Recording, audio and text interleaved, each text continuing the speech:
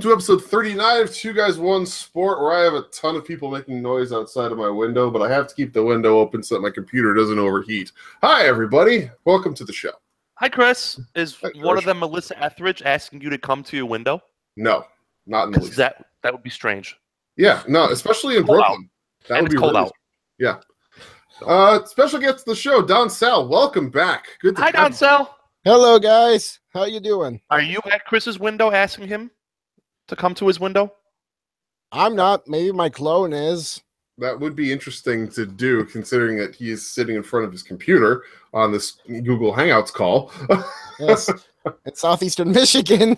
Yeah. You know. Clearly, somehow, either Don Sal's learned to clone himself or to time travel. Who knows? Yes. Anyway, welcome, guys. This week we are talking about the Wrestling Observer Newsletter Awards. We're going to be skipping matches of the week, skipping everything else that's going on, and believe me, that's tough for us to do because there's a lot of other stuff going on that we're going to need to talk about next week. But this week we're all about the awards, except for one quick thing. I do have one quick note that we need to discuss. And on the show, we don't like to get political. That is something we avoid at all costs because mixing politics with graps is probably one of the worst things you could ever do. But in this case, this is something that we have to discuss because it's not just about us. It's really about everybody. Next week, December 14th, Congress is going to be voting on repealing rules relating to net neutrality. If you're not aware, net neutrality is a series of sanctions and restrictions put in place by the Obama administration that prevents web providers from doing things that would restrict or inhibit internet access to people and basically ensuring that the internet remains free and open for everyone. The new chair of the FCC, who is a former bigwig of Verizon, wants to take away all these rules to benefit all of the major cable companies, and the only people who support this repeal are the major cable company CEOs and all the politicians they have in their pockets. Everybody who is a major tech expert or otherwise informed about internet usage has declared this to be one of the worst possible things that could happen. If you want to know what will happen if net neutrality is repealed, there are three major things that will affect us immediately. Not just us here on this show, everybody. Number one, anybody who is an independent content creator on the internet is basically going to be screwed out of creating their content because their ability to access the websites that they need to access will likely cost them additional money. Anybody who's a small to medium-sized content creator will immediately have to increase their budgets in order to afford creation of their content. For us here on this show, that would make creating the podcast impossible. All of our podcasting partners would likely also be screwed out of making their podcasts. Anybody that you know who is an independent content creator on YouTube, on Twitch, on SoundCloud, any of the other content creation websites would likely have to, all the users of those places would likely have to pay additional fees in order to access their websites and publish their material. And all that independent content creation that is without the benefit of corporate sponsorship would instantly be gone. Two, social media would instantaneously be changed forever and would likely go away as we know it.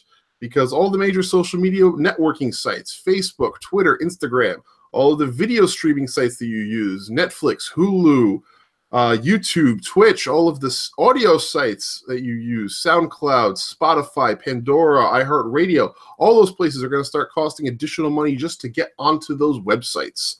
So you lose basically all access to the people that you only talk to online and all of the resources to things that you only get online through in terms of video and audio and anything else that you can imagine. All of the streaming services that we use to watch wrestling, WWE Network, New Japan World, Stardom World, Demand Progress, all those sites would likely start to cost additional money just to get onto the websites. So say goodbye to all your streaming wrestling. But the third thing about net neutrality, the most important thing that's going to affect everyone, is that the dissemination of information to the public in and of itself would be changed forever. Because right now, internet news and editorials and other informational access is the biggest source of information spreading that the United States has. People don't read newspapers anymore. People don't watch TV news anymore. They go on the internet to get all of their news. And a lot of that would go away very quickly because of the need to pay extra money in order to even get onto those websites. So the control of the spread of information would instantaneously go into the hands of all of those big cable CEOs. And if there's one thing that we know, it's that people who have tons of money and lots of stuff to hide should not be in control of the spread of information. So if you want to ensure that the internet remains free and open for everyone, please don't hesitate. Get in touch with your representatives, your congressional officials. Please make sure that they know that you do not want the revocation of net neutrality to pass. Make sure that they know that the revocation of net neutrality takes away a lot of the freedoms that modern America enjoys and relies upon in order to remain free and informed. And just make sure that it doesn't pass, because if it does, then next week's episode will likely be our last. And as I said, things will change forever in this country if net neutrality is removed. So that's my PSA, and that's all I wanted to make One sure that I co-signed, by the way, every word. Yep, Yeah. I'll try sign on that. And here's just a little something, and I can thank Brother George for giving me this tip. Here's how easy you can get in contact with your senators. Text resist to 50409 and write a message. You can give them like your location, and they'll be able to find out who your representative and senators are. And through a text, you can send them a fax or an actual letter. This is the resist spot. Yeah, or an email. This is the Resist Spot text messaging service. It will text them for you. Yep. It will send them your message for you. That's how we. Yeah. Can't ask for better than that, honestly. It's one of the best resources for people also who are working while their representatives and senators are active in their offices, because trying to get in touch with these people after hours is not always the easiest prospect. Yep. So, yeah, that's our PSA on net neutrality. And with that, on to what you guys came here for, the Wrestling Observer Newsletter Awards. George? So the way this is going to work is I, as a subscriber to the Observer, get to vote in the year-end awards. All subscribers do. So instead of just voting my own awards, I figured let's farm it out to the show. We brought on friend of the show, Don Sal. Chris and I are going to talk about the awards and fill out a show ballot, which Chris is going to keep a record of, and then I'm going to email it off to Big Dave. Now, his year is December to December for some inexplicable reason. Because he likes being different. Yeah, whatever. So I guess that's why we're doing this now instead of in January, because technically 2017 is over for Dave. This is the 2018 Observer year already. So anything from December 1st, 2016 to November 30th, 2017 is eligible for this year's awards. Right. Just keep that in mind. So we have a litany of awards. Some of them come with 3 nominees. Some of them only come with 1, or 3 award votes. Some of them only come with 1. We're going to go down the list in order, come to a consensus as a group. Chris is going to record it, and then I'm going to send it off to the big man himself. Yep. Our first award, I'll start this one off, is the Ric Flair Lou Thesz Wrestler of the Year. Now, this includes in-ring ability, drawing power, and, quote, a positive influence on the business. All 3 of those things matter. All 3 of those things are in equal regards. So it is how good a man or woman. All these awards are either gender. There are no awards that are specifically for men or specifically for women. Both genders are eligible for any of them. How good a male or female is between the ropes, how good they are at drawing ability, and if they are a positive influence. This does not take into account promo ability, although obviously a lot of that goes hand in hand with drawing ability. People who are good promos are generally good draws. That's usually how that works. Yeah. So, boys. We welcome your input also. Oh, yeah, absolutely. Yeah. That's okay. So please take part in the banter. Take part in the discussion. Message us. We got the chat open. I actually changed the pace. I typed everything out on a sheet of paper and that way I can keep the chat message open instead of going back and forth my email. Mhm. So I'm going to give you my 3, and Right. then we can come to a consensus as a group. My 3 for Ric Flair, Lou Thesz Wrestler of the Year in order. You ready? Yep. Kaz Okada, Mhm. Tetsuya Naito, and Kenny Omega. Okay. Boys, what you got? I Do you want me to tell you why I picked those, and then you can tell me yours? How do you want to do that?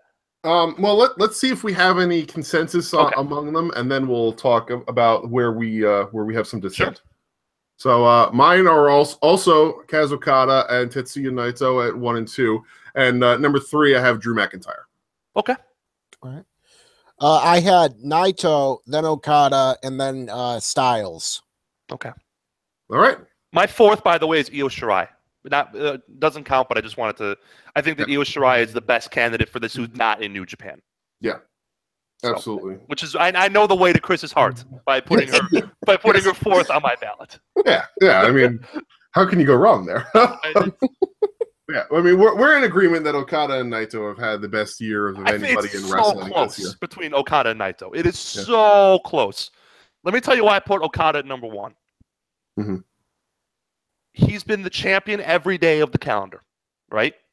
Yep. This has been New Japan's best year in a decade in terms of ticket sales, in terms of merchandise, in terms of buzz, in terms of publicity.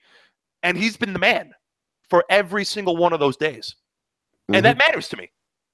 Yep. They've done it with no TV.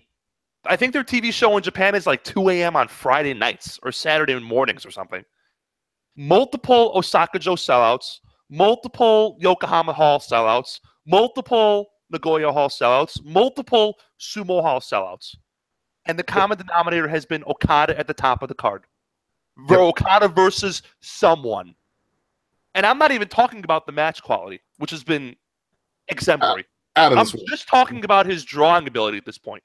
He sold out multiple shows against multiple opponents at the top of the card. And when you're the man, and he is the man, this is his year, I'm going to give you the lion's share of the credit when you're a draw and your company's doing well, and I'm going to give you the lion's share of the blame when you're the guy at the top of the card and your company's doing poorly. So this is his year. Now, I've no doubt that next year, assuming he wins the belt at the Dome and has the run I think he will have, that when we're having this discussion 365 days from now, Tetsuya Naito will be number 1 for the 2018 ballot. But in 2017, it's Okada's year. And that doesn't, and let's set aside the fact that, and this is kind of bleeding into the next category, I mean, the in-ring quality, guys. I mean, Kenny Omega at the Dome, Tiger Mask W, Minoru Suzuki at New Beginnings, Shibata, Kojima, Nagata, Tanahashi, Suzuki again, Omega a third time. Even friggin' Bad Luck Fale. He got a good match. He got the best match Cody Rhodes has ever had. And Cody Rhodes is shit. Yeah. I'll come back to that. I'm gonna come back to that. Bookmark that. I shouldn't say best match. I think my favorite Cody Rhodes match was when it was him and Goldust versus Orton and someone else in like 2013 or like 2012. Like Orton and someone versus Goldust and Cody Rhodes, the Rhodes brothers. I enjoyed the Rhodes brothers tag team run in WWE, but his best singles match was with Okada by far. At Long Beach. And I forgot about Long Beach. He headlined the Long Beach show that sold out. Like everywhere this guy goes, he sells out. And the match quality has been second to none. So absolutely. I loved real quick Naito, all the t-shirts and awesome match quality. Yes. And I went third recently with Omega because Kenny Omega has become popper of houses on American Indies. Which is, I mean, whatever. He sold out the ROH show in Chicago once his name got added to the ballot against Yoshihashi. He sold out the show in San Antonio for Ring of Honor against an NXT house show in the same town that had Shawn Michaels on the card as a guest referee. He's popping houses in 2018.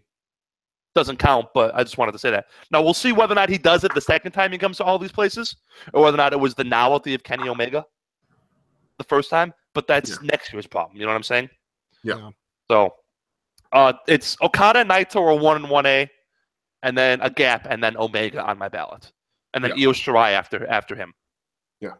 So yeah, I mean, you said everything I had to say about Okada. I mean, this guy has been this year it's been something else that he's had.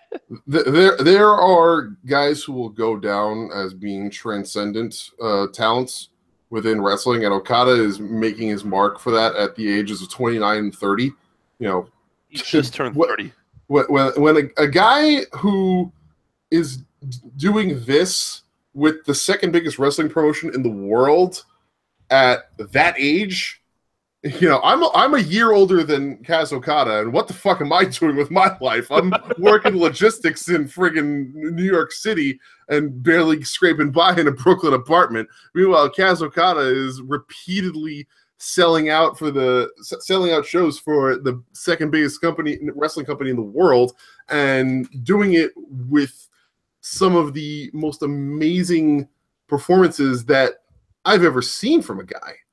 He gets this business. He knows exactly what to do, when to do it, how to do it, and he just has that. He just has that it factor of, you look at the guy and immediately you know this guy's a big deal. And I saw a really awesome picture on Twitter recently of Wrestle Kingdom 4 of young lion Kaz Okada strapping the heavyweight title onto Shinsuke Nakamura after he won in the main event.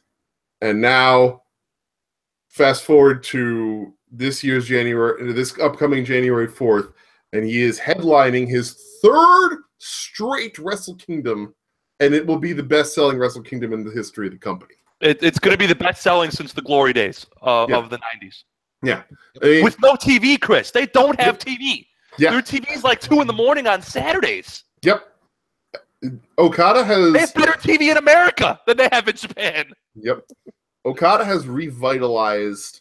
I mean, New Japan as a company has revitalized Japanese interest in music, in wrestling, after some really tough years. And Okada's been a huge part of that.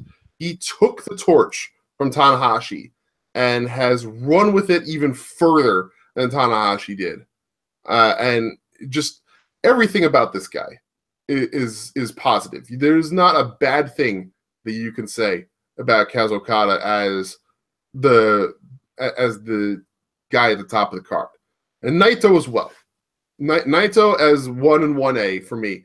Again, the guy has charisma out of every single pore in his body. And he took the idea of a faction that at the outset seemed like it was destined to fail, and has made it into the biggest thing that is going in New Japan Pro Wrestling right now. Because the Bullet Club is a fucking joke. Yep. LIJ is the fucking real deal.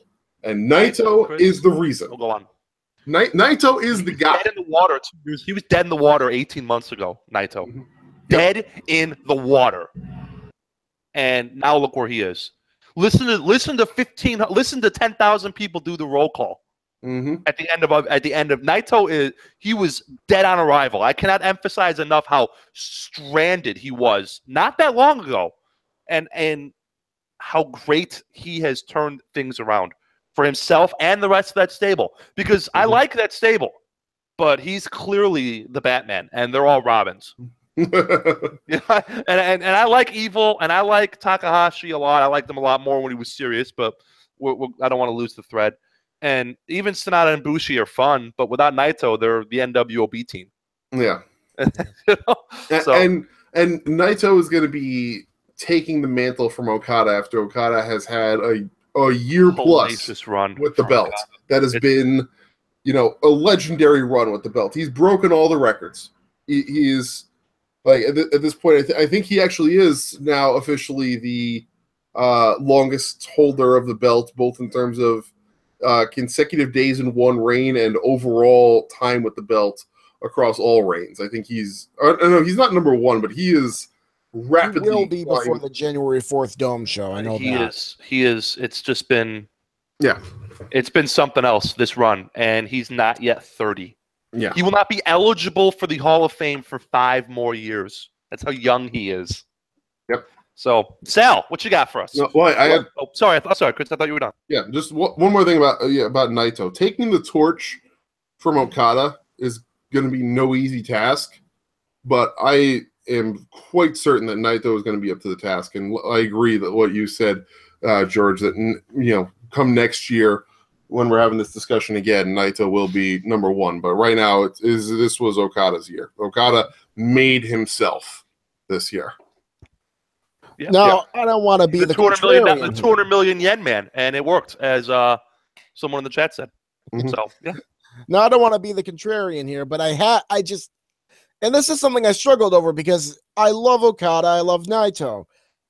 I went with Naito mainly because he seems to be more over with the crowd, and I know it's part of that is because he's playing more of a face role than Okada, who's kind of like smug, arrogant prick. Although the weird thing with Okada is I never really know what he's playing because he's always, you know what I mean? Like half the time he is that smug, cocky, arrogant prick like he was against Kojima in the G1. And the other time he's like some sort of weird baby face. Like he is against Cody Rhodes. Yeah, I know. I think it's a testament that he's a man for all seasons. Yes. Yeah, I think he can be. But, Naito, it was one of those things where it's like I felt like Okada was slightly better in ring this year, but Naito was more over than him. And Naito's more overness was just enough to tip it in his favor. That's like the best I got. But it's very, very close for you, though, right? Okay. Yes. Yeah, it was very close for me too. I know. Basically, the reason I went with Okada was that he was the man for the year that they had. Yeah. No, I can understand that. One and 1A, yeah. It's so close. Yeah. And then So who was you said you had so Naito, Okada, and AJ? Were your three? Yeah, AJ. Why AJ? Hello? Sal, why AJ? Huh? Why AJ for number 3? I just felt like he's had like the best in-ring year, like out of anyone else, really. Even with half a year wasted with Kevin fucking Owens. Good Lord. We'll get there with Kevin Owens. We will. I know you had Omega, and I mean, I can see why a lot of people would choose Omega, especially for the draw. My biggest thing with him is I don't care for him half the time in ring because he's too busy being an obnoxious jackass. To be perfectly frank, like half the shit he does just absolutely annoys me. He's the king of the get your shit in. Yeah, he is. He's also like, he does all like the weird, like random references, like the whole Terminator bullshit. I mean, it's just like, the fuck are you doing? Are you making in-jokey references or are you wrestling a match? I guess that's my biggest issue with Omega, and I can appreciate that the crowd likes it, but it isn't for me. It also doesn't help that his selling is very inconsistent. It is very inconsistent. Those are my knocks on Omega. Yeah. I will say though, he's still a very good wrestler. It's just, I have my issues with him. You're not the first, you're not the last to have these issues with him. Yeah. So you're not exactly out on a limb here, my friend. Yeah, I echo those issues. But now I went with Drew McIntyre as my number 3 because, the guy easily is the mold of how to take your career into your own hands, make something amazing out of it, and then go back to the guys who left you in the dust and say, see what I can do. Give me a chance now to do that for you. He was the man in every indie promotion that he was at. Hell, he was the man even in freaking TNA as Drew Galloway. He was the man in TNA. He was the man in Evolve. He was the man in every indie that he was at during his time away from WWE. And he came back to WWE this year. He went to NXT and immediately made himself the man in NXT as well. Positive contributions to a promotion that was really trying to find its wheels again in a lot of ways, because 2015, like the departure from 2015 NXT into 2016, NXT in 2016 does not have a great year.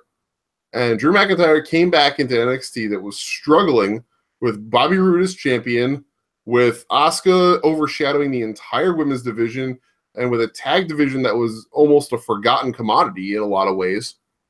And he came in and immediately elevated the quality of everybody around him and forced everyone to get on his level in a lot of ways. I feel that his re-entry into the company is a big reason why NXT is back to being the best show that is going for WWE right now. And, you know, I feel bad for the guy that he got injured at War Games, because I'm certain that he would have carried that momentum right back to the main roster with him as well. If the rumors are true that he was going to be promoted right shortly after War Games. You know, he may have only had a short run with the title before giving it up to Andrade, but he still elevated everybody around him and made a positive impact everywhere he went and did it on his own terms. So I give the guy all the credit in the world for that. He is one of the guys I'm pulling for the most right now in wrestling overall. I want to see continue to succeed, because he did it right. He did it in a way that really speaks to me and really just, you know, shows what you can do when you bet on yourself. You know, even more so than a guy like Juice Robinson, because Robinson's still kind of laboring to get beyond where he's at right now. McIntyre, wherever he went, always stepped up the ladder. Every single time he could step up the ladder, he did.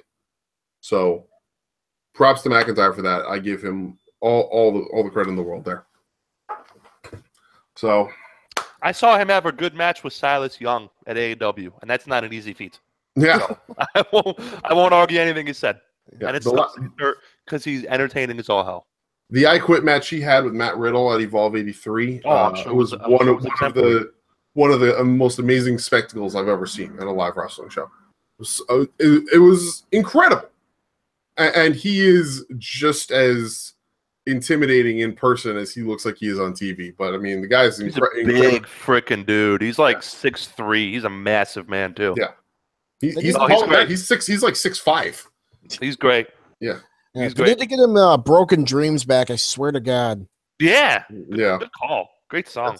That's so, like the only thing. What do we? What kind of consensus do we have, boys? I mean, Okada and Naito are obviously 1 and 2. It's really just a matter of, you know, Sal, do you really care if we put Okada first? Or no, I don't. I mean, like I said, I was really torn over this decision myself. So yeah, Okada, and then I can go with Drew McIntyre. Yeah, you talk me into it. Yeah, you swayed me. Yeah, I mean, I can go with Drew McIntyre. I can't really speak too much to the quality of NXT because I've mentioned this before. I have an econ class until like 9:30 on Wednesday nights. Mm-hmm. So I miss NXT every single night. Too bad, because NXT is pretty good.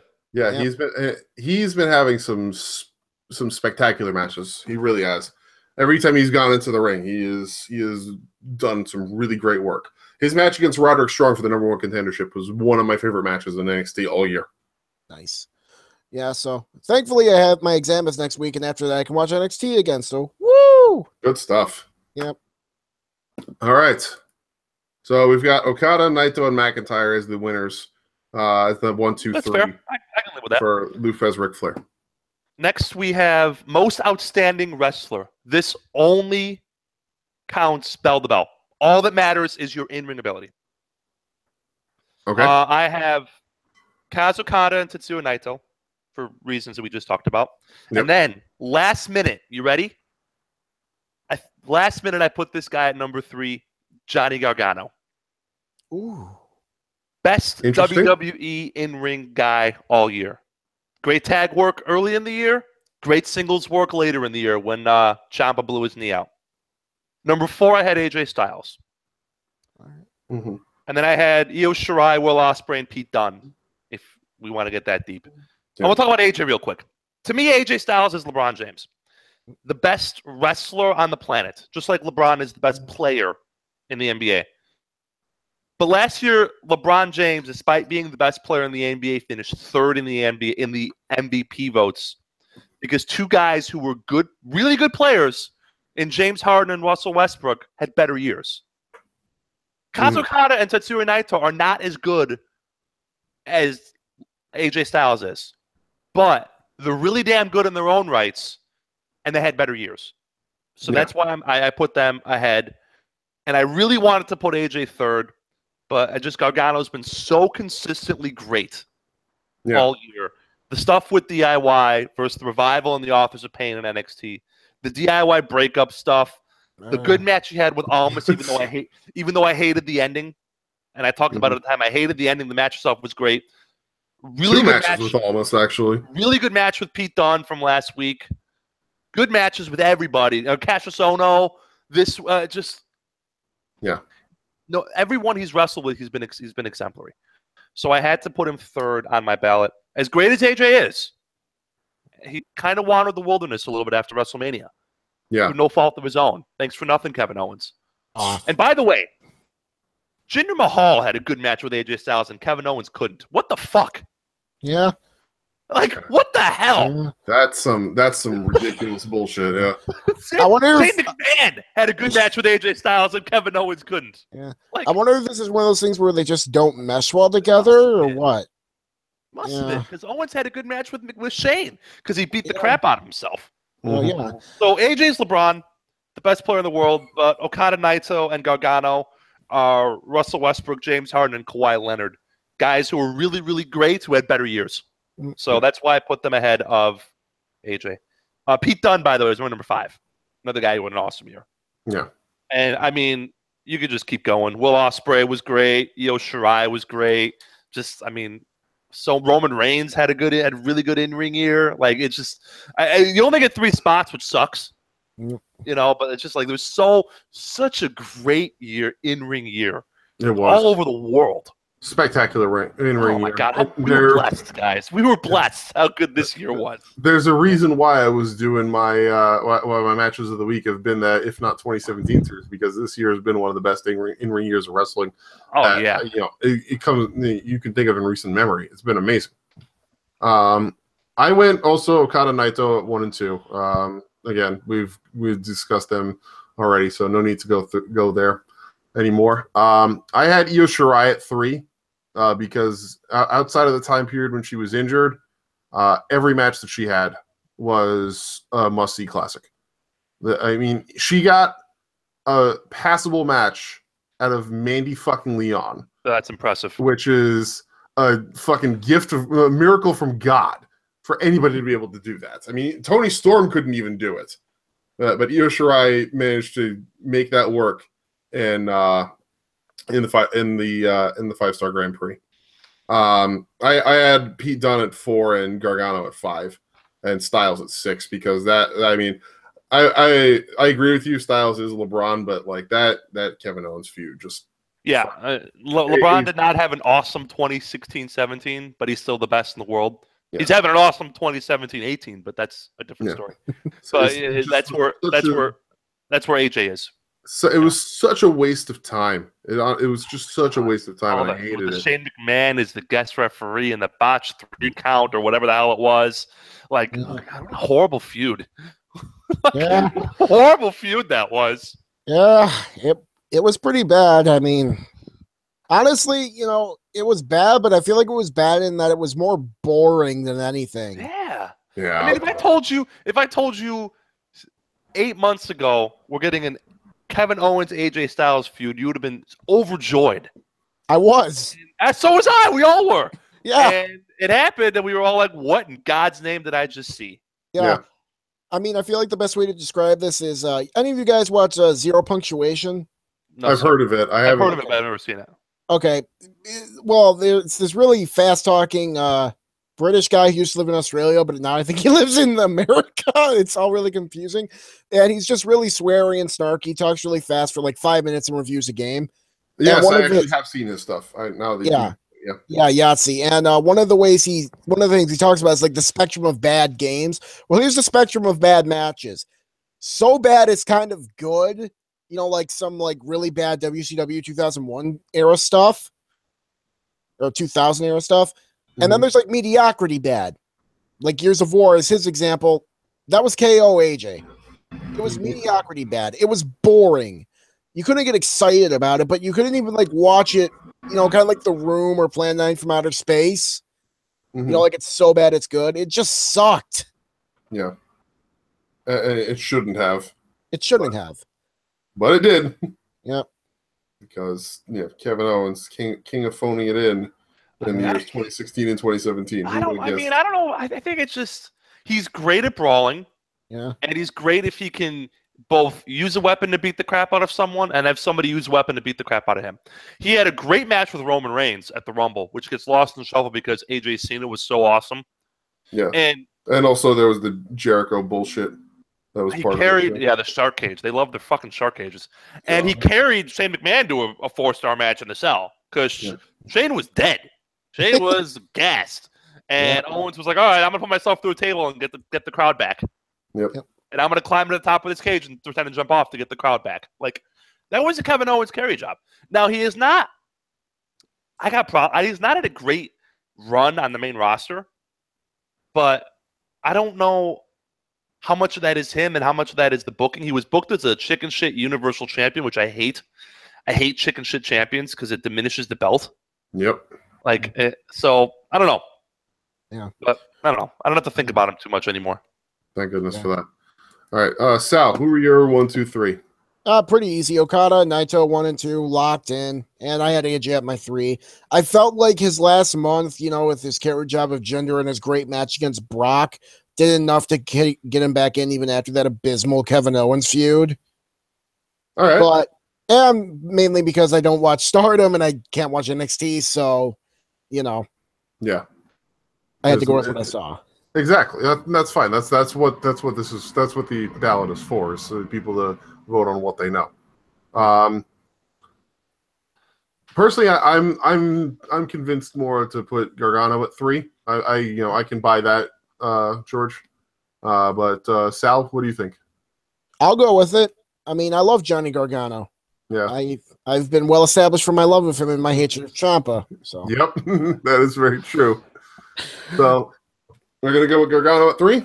So Okada, Naito, Gargano. Yep. Works. That was mine. I'm cool with it. Cool stuff. Right. Next we have best draw, and I had Okada, Naito, Omega. Just like my wrestlers of the year. So for pretty much the exact reasons I outlined at wrestler of the year. So best drawing ability. Yeah, I can agree with that. I mean, actually, no, give me what you got, big fella. I actually didn't put anything down for this because I saw that most of the people who have won this have been MMA people. So I actually there's no Conor McGregor this year. He didn't have an MMA fight, so this may be open. So I can go with Okada Naito as 1 and 2. Number 3, I mean, I think Omega has to be the guy to take this. Kenny Omega popper of American Indies is like inexplicable to me, but he's super over. But the main reason for that though is because there are just so many other indie guys who I could see as taking this spot, but none of them have been headliners consistently enough to actually get it. I mean, if Matt Riddle had headlined more indies besides Evolve, you could get it. If Zack Sabre Jr. had headlined more indies besides Evolve, there's no one like Chris. Like there's no Chris Hero like there was last year. If the guy who headlines every indie and draws houses all over the world. Yeah. If Keith Lee had headlined, any places, cause he headlined a few spots, but nobody really consistently, he could have taken it. Penta, Ray Phoenix, Dijak even. So many guys who could have taken this, but because there are just so many freaking indies in America and so many guys end up being the headliners because that's their like home promotion or whatever, it just ends up being too wide of a spread. So I'll give it to Omega just on principle of the fact that he was consistent draw both for New Japan as a headliner and for the other places that he's been as a headliner. So. Again, I had the Naito and Okada flipped, and I will agree with Omega at 3rd. So I had Naito, Okada, Omega. So we're all in the same boat, more or less. Yeah.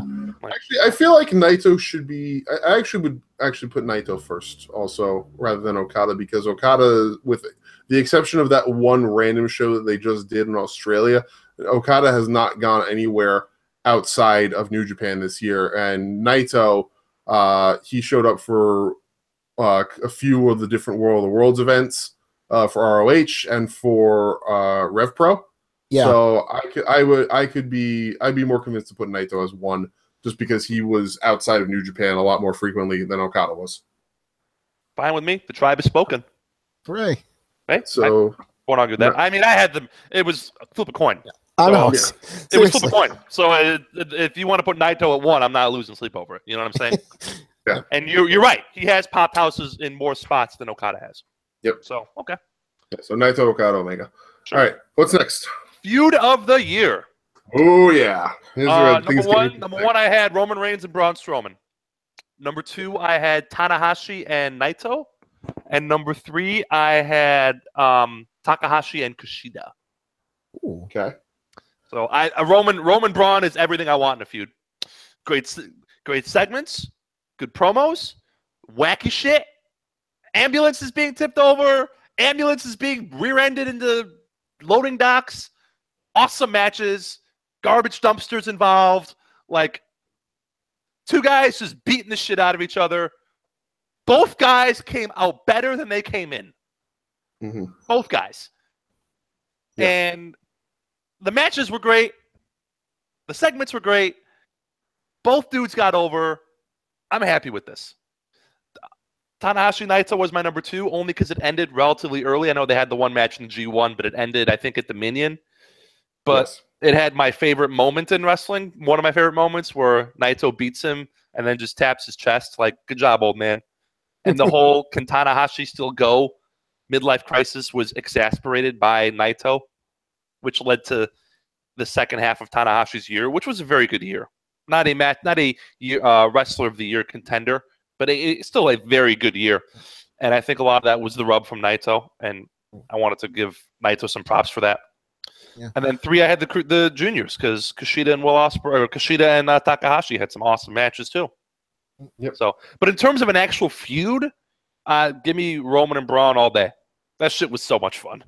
Yeah. And I'm not a Roman Reigns guy, as we are all well aware. Yeah. That shit was so much fun. We don't need to revisit that after last week ever again. That shit was so much fun. Yeah. I mean, come on, man. Sometimes wrestling needs to be stupid. Yeah. But you know what? And it was stupid, but it worked. It wasn't stupid like fucking Kane. And it didn't work. You know what I'm saying? And this was like stupid, campy fun, but it got guys over. So I was okay with it. Yep. So what do you got, boys? Sal, you go first. I went with a slightly odd choice. I've really enjoyed both of these teams because I went Usos New Day. That was number 4 on mine. So that's a great choice. I can easily. I mean, like you said, George, you like that little bit of a goofy stuff. I mean, their Hell in a Cell match, it had a little bit of that goofy stuff. You know, with the New Day getting the gong and all the instruments, you know, they were both over as all hell, anchoring an absolutely dead SmackDown at the time. True.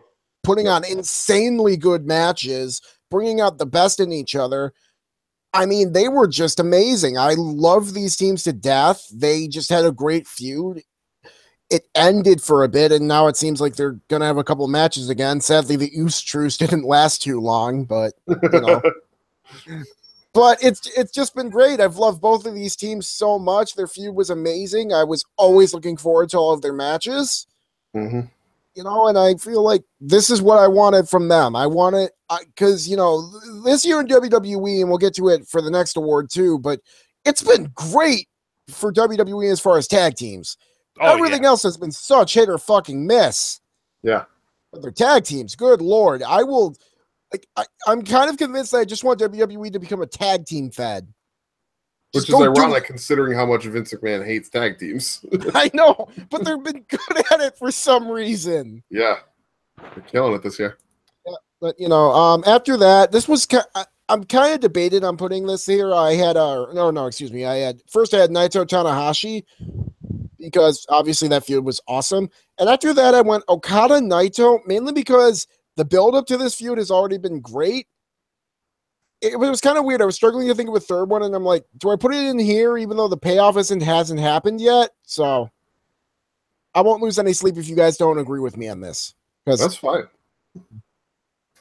I mean, it definitely has been a good start to things. That's for sure. Yeah. I can definitely justify its inclusion. I can see you justifying its inclusion. It makes sense. For me, I've already waxed poetic about this one multiple times, so I'll keep it short. But number one, Velveteen Dream, Aleister Black, because this feud made these two guys who before this had one-dimensional characters. I mean, they were still drawing eyeballs, but they were one-dimensional characters. And this feud made these two guys into bona fide stars with one match. One match. This feud and just a prolonged build-up and one match. These two guys are instantaneously easily twice as big of a deal as they were previously. Amazing stuff. Number two, I went with Takahashi Kushida because the violence of this feud is exactly what I want to see from something that's supposed to be a blood feud. These two guys beat the shit out of each other every time they were in the ring, and I believed it every time that they went at it in the ring. You could feel the hate every time they locked eyes with each other from across the squared circle. It was beautiful. I loved everything about this. That Genesis match they had that was like 3 minutes long and great. Yep. Oh yeah. Didn't Hiromu just pretty much instant murder death kill Kushida? Yeah, it was awesome. Yep. Back when Hiromu had his fastball and wasn't wacky, goofy Hiromu. Well, I think it started with Kushida trying to use his fastball with the pre-match attack, and then Hiromu was just like, "Nah, dude, fuck that noise." Sunset flip powerbomb to the outside, and then time bomb, Blu-ray time bomb, you're dead. I love Hiromu's sunset flip powerbomb onto the outside. I love vicious, nasty Hiromu. Yeah. That we don't get that Hiromu anymore, unfortunately. Yeah. Another feud I had on my mind was Hiromu Dragon Lee, but they only had the one match, and it was more like last year. Yeah. So. They had a couple of matches, but not enough to justify. I know, and it was sad because I love their matches. Yeah, it definitely was the feud of the year when they were doing it in CMLL. That's for sure. Oh yeah. But yeah, it was Black Dream, Takahashi Kushida, and then number three I went with Roman Braun, because everything you said, George. This was just amazing stuff with two big guys just beating the crap out of each other. That's love. It made both guys. It made both guys better than they were. That's all I asked for. So it's not always a zero-sum game. It doesn't have to be a zero-sum game, Even with the diversions that they had in between of Roman having to take on Undertaker and Braun going after Brock, and then Samoa Joe interjecting himself into things. They kept it going for 7 months. I hope they have a one-off next year when Roman's the champion. Yep, I would love to see that. Like right before SummerSlam or at SummerSlam, why the hell not? Yeah. These two work well together. They have no problem beating the shit out of each other too. You can tell. Yeah, and anytime they want to revisit this, I will have no objections to it. That's why I went number one with it. Yeah. So, what do we got, boys? Oh, I'm sorry. We seem to be mostly in agreement that Takahashi Kushida and Reign Strowman were both great feuds. Yep. I was the odd man out on Tanahashi Naito. Sal, you were the odd man out on Takahashi Kushida and also on Reign Strowman. Yeah. But those three are the ones with more than one vote apiece. So however you guys want to order them. I don't know. You want to go Takahashi Kushida 1 and then Reigns Strowman number 2? That works for me. That works for me too. I mean, I can flip a coin, so it doesn't matter to me. But yeah, and then let's give Kushida some love. Sure, let's give Kushida some love. And then 3 will go Tanahashi Naito. Sure. Yep. Why not? Everyone cool with that? I'm fine with that. Yeah. Cool. Next, we have Tag Team of the Year. Very WWE centric. Absolutely. I have the Usos, the New Day, and the Bar. Same. Usos, Bar, New Day. So, but I can put New Day second. I have no problem with that. It's Usos. For me, it's Usos number 1. Yeah, absolutely. By a country mile. Yeah, and then the next two, and the next two are 2 and 2A. So and Ambrose and Rollins are not far behind at 4 for me. No, the only thing that kills them is the lack of longevity. Yep. Is that they have not done it the entire year, whereas the other 3 have been together longer. Yep. And it's a freaking shame because it seems like they're going to be broken up soon too. So Yeah, which is a stupid move. It is. But yeah, we'll talk about that another time. So that was easy. Yep. Yeah. I mean, sorry, Yeah, War Machine. Sorry, Young Bucks. And you know what? Yes, injuries. Yep. Yes, DIY was hurt. Yes, South Pacific Power Trip was hurt. Yep. But I mean, the Usos have been. I mean, the Usos have been awesome, guys. God, It's been yes. so. I mean, the highlight of SmackDown for like 3 months. Yep. without a doubt. They carried the show while AJ was stuck with Owens. Yeah, they did all summer. It's not paranoia, it's the Usos. And yeah, God, I the love rap Usos. battle. Yep. Oh man. I mean, seriously, the Usos, the New Day, and the Bar. I mean, Yeah, it's been great tag team fun in the it Fed. has. And that doesn't Seriously. count. That doesn't even count anything in NXT. That's just main roster stuff. Yep. So All right, what's next? most improved. I had Juice, Velveteen Dream, and Braun Strowman. I had 2 of the 3 you did, George. I had Juice, then Almas, and then Dream. Like I said, I don't watch a lot of NXT, but I've heard from people to check up a few highlights, so I did on Almas and Dream and someone else who we'll get to later. Mm-hmm. But, you know, I feel like Almas is really in my most improved mainly because his booking got a lot better. Yeah. But you know what? He was given the ball and he ran with it. He didn't fumble it at the goal line. So there is something to be said for that. Yeah. If I push you and you suck, you ain't improved. Yeah. You know what I mean? So Almas's booking has gotten much better, and we'll get to the reason why in a few spots down the ballot. Yeah. But so he has carried the ball with it. Yep. I went with defenders and top hat for his ass. Yeah. I went with Juice and then Braun and then Almas, and I had a lot of people behind them. I had Naomi in there. Good shout. Yeah, Really she was my number 4 just because like she picked up for a career that was in shambles and made herself the freaking champion, and deserved the championship as well. But yeah, Juice, Strowman, Almas, you can't go wrong with those 3 because in my mind. Again, Almas was because his booking improved, but he improved with the booking.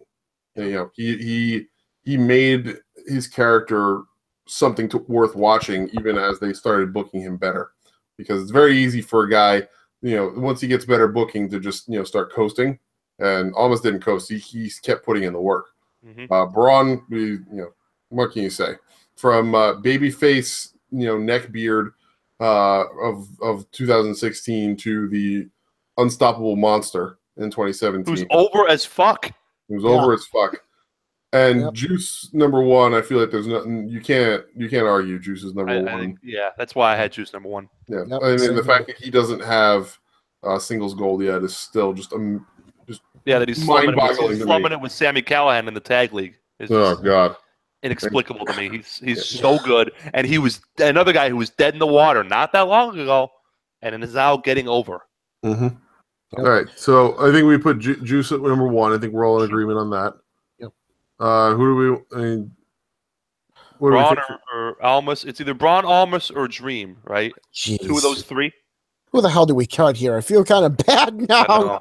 I kind of want to cut Dream just because he was starting from nothing, so I don't think that it was really an improvement. It was more just him making himself. So I would put it as either Almas Strowman or Strowman Almas, which and that depends. Either works for me. That depends on if you value the improvement of the booking more or the improvement of the performance more. I think I value the performer, so put Strowman at 2. Yeah, Strowman at 2. Yeah, so all right, so Juice, Strowman, Almas. Strowman, and Almas. Okay. Yeah, I'm okay with that. Cool. Yeah. Next, we have best talker, best on promos. Promos or interviews? Interviews, but promos, interviews. Announcers do not count. They have their own category.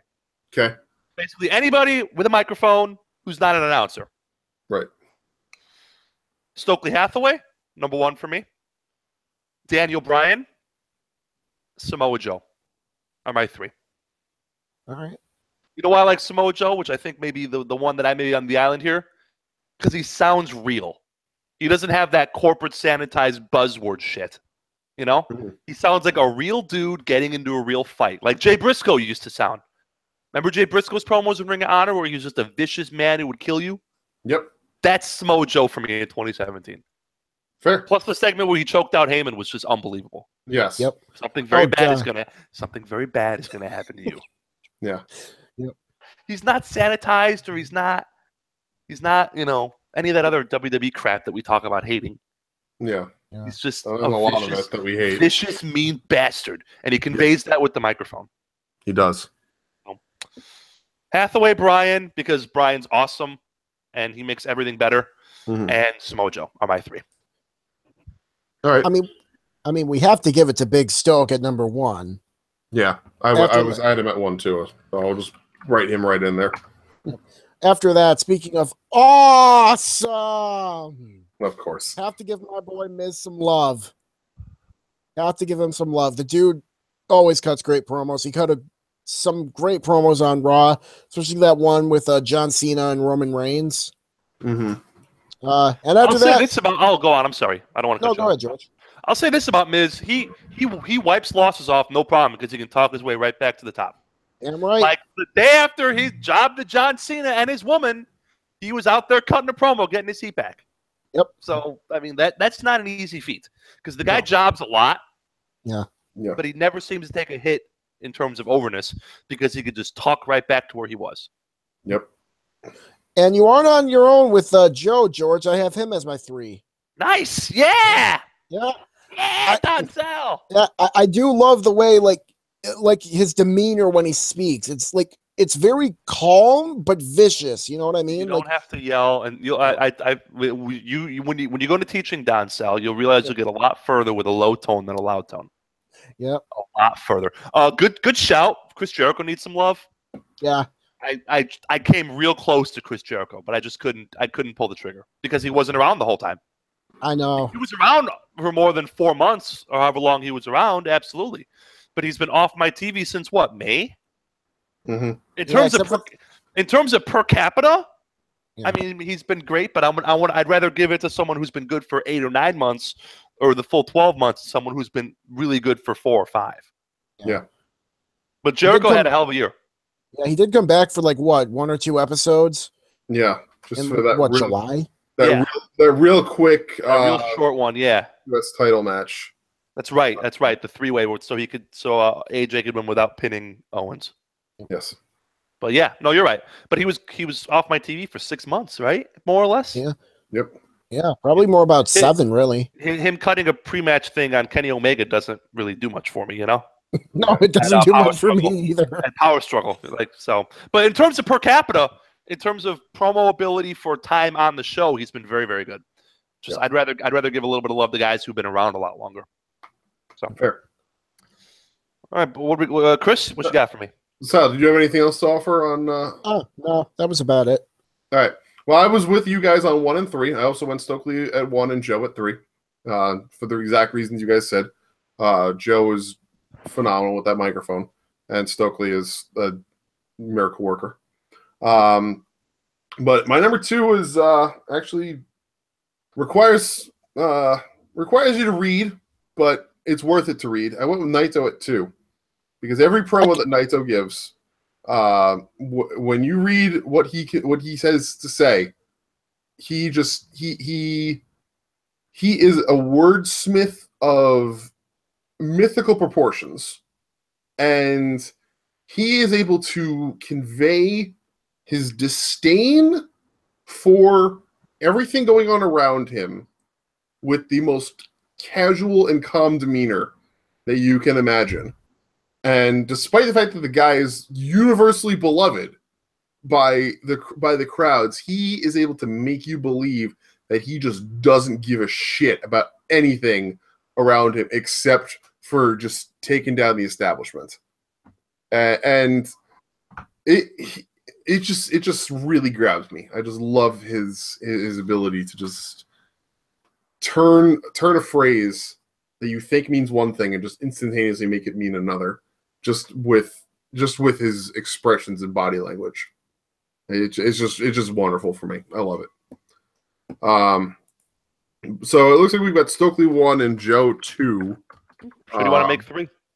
So who do you guys want to make as number 3? It's It's either Naito, Miz, or George. Who did you have? Daniel Bryan. Okay, so it's either Naito, Miz, or DBD. Sell? Damn it! Yeah, it's been a hell of a ballot, boys. Yeah. Why are you guys thinking me? It's been a hell of a ballot. I mean, Yeah, Daniel Bryan. You're asking me to choose between my children. I know it's been a hell of a ballot. Yeah. Damn it, Grass. Why'd you have to be so good? Yeah. Yeah. Oh God. Jesus. I love Debra. I love Miz. I love Naito. What do you want from me? I'm only human. Well, I mean, we know that I'll give him his credit. You know, he is great at turn of phrase, but my just natural disdain for him leads me to go either Naito or DVD. But you know, I mean, I'm with you on Naito, but I think I don't speak Japanese, so it's kind of hard for me to, you know. Understandable, yeah. I understand the whole reading thing, but I don't like to read. Yeah. Fair enough. I don't like to. So, you want to go Bryan reading and stuff? Yeah, we'll go with Daniel Bryan. All right, cool. Sure, why not? So, Strowman, Joe Bryan. Stokely. Oh, Stokely. Sorry, you're right. Stokely, Joe Bryan. Yep. Okay. Sure. Next, we have most charismatic. All right. Should we get number one out of the way? Yeah, it's Naito. Naito. I actually put Naito at 2, but you know what? That's fine. And then I had AJ and Braun because they're over like gangbusters.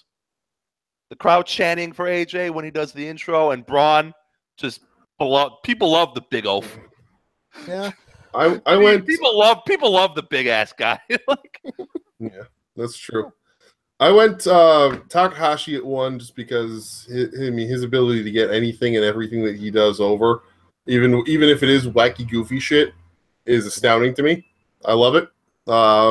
Even if it's overdone, even if it's being completely overutilized by the company, I still love his ability to just make everything work.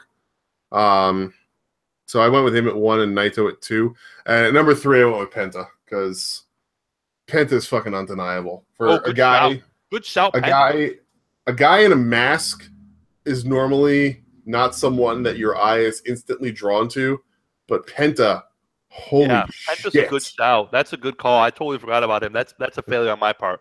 Yeah, that's a good. Penta's got to be on there. That's a really good shout. Thank you, Chris. I knew I kept you around for a reason. All right, so. I got Naito at 1, Hiromu at 2, mainly for a lot of the reasons Chris said, and also just as the prime example of that. Remember when he first introduced Daryl, how Amazon sold out of them and they were selling for like $1,000? Yep. Started going on eBay. Yeah, that is what charisma can do for you, boys. It can make people buy stuffed cats for thousands of dollars. Yeah. And I had a lot to be said for that. Yeah, and I had AJ at 3, so. So you want to go Naito at 1. Naito, Takahashi, and Penta? Yeah. Does that work for you guys? It's fine with me. I mean, it's either Penta or AJ. I mean, it's like picking which one of my kidneys I want to get rid of. You know what I mean? Yeah. Yeah. Let's give it to Penta. I feel like we overlooked him. Yeah, I did overlook him. I would have put Penta. If I remembered Penta, I would have put him on my ballot instead of Braun. So yeah, let's go. Let's go Naito, Takahashi, and Penta. All right, cool. Next, we have best technical wrestler. Keep in mind, this award has been won by Zack Sabre Jr. for 4 years running, and it will probably be a 5th because he's number 1 on my ballot. I went Zack Sabre Jr., Fred Yehi, and Drew Gulak. I went Fred Yehi, Zack Sabre Jr., and AJ Styles. Okay. I went Zack Sabre Jr., Suzuki, and AJ. Okay. All right. Those are all very fine choices. ZSJ at 1, since you guys both have him at 1, I have him at 2. I had Yehi at 2, and I think you had him at 1, right, Chris? I had him at 1, yeah. I mean, the matches I've seen Yehi have are just otherworldly. This guy he deserves to be booked at more places than he is because he's a prodigy of technical wrestling. The guy is going to eclipse ZSJ before long, which is just saying something. Oh, I love Fred Yehi. Yeah. Who doesn't Oh, love yeah. Freddie? Freddie is unbelievable. Yeah, I've seen him a couple times live at Evolve. The dude is amazing. I saw him at Evolve in San Antonio. Yeah. I will. Sorry, so I'll put him at 2 and 3. Me and you had AJ, didn't we, Chris? Yeah, we I both had Gulak. I could live with AJ. He's the man, so I'm cool with that. All right.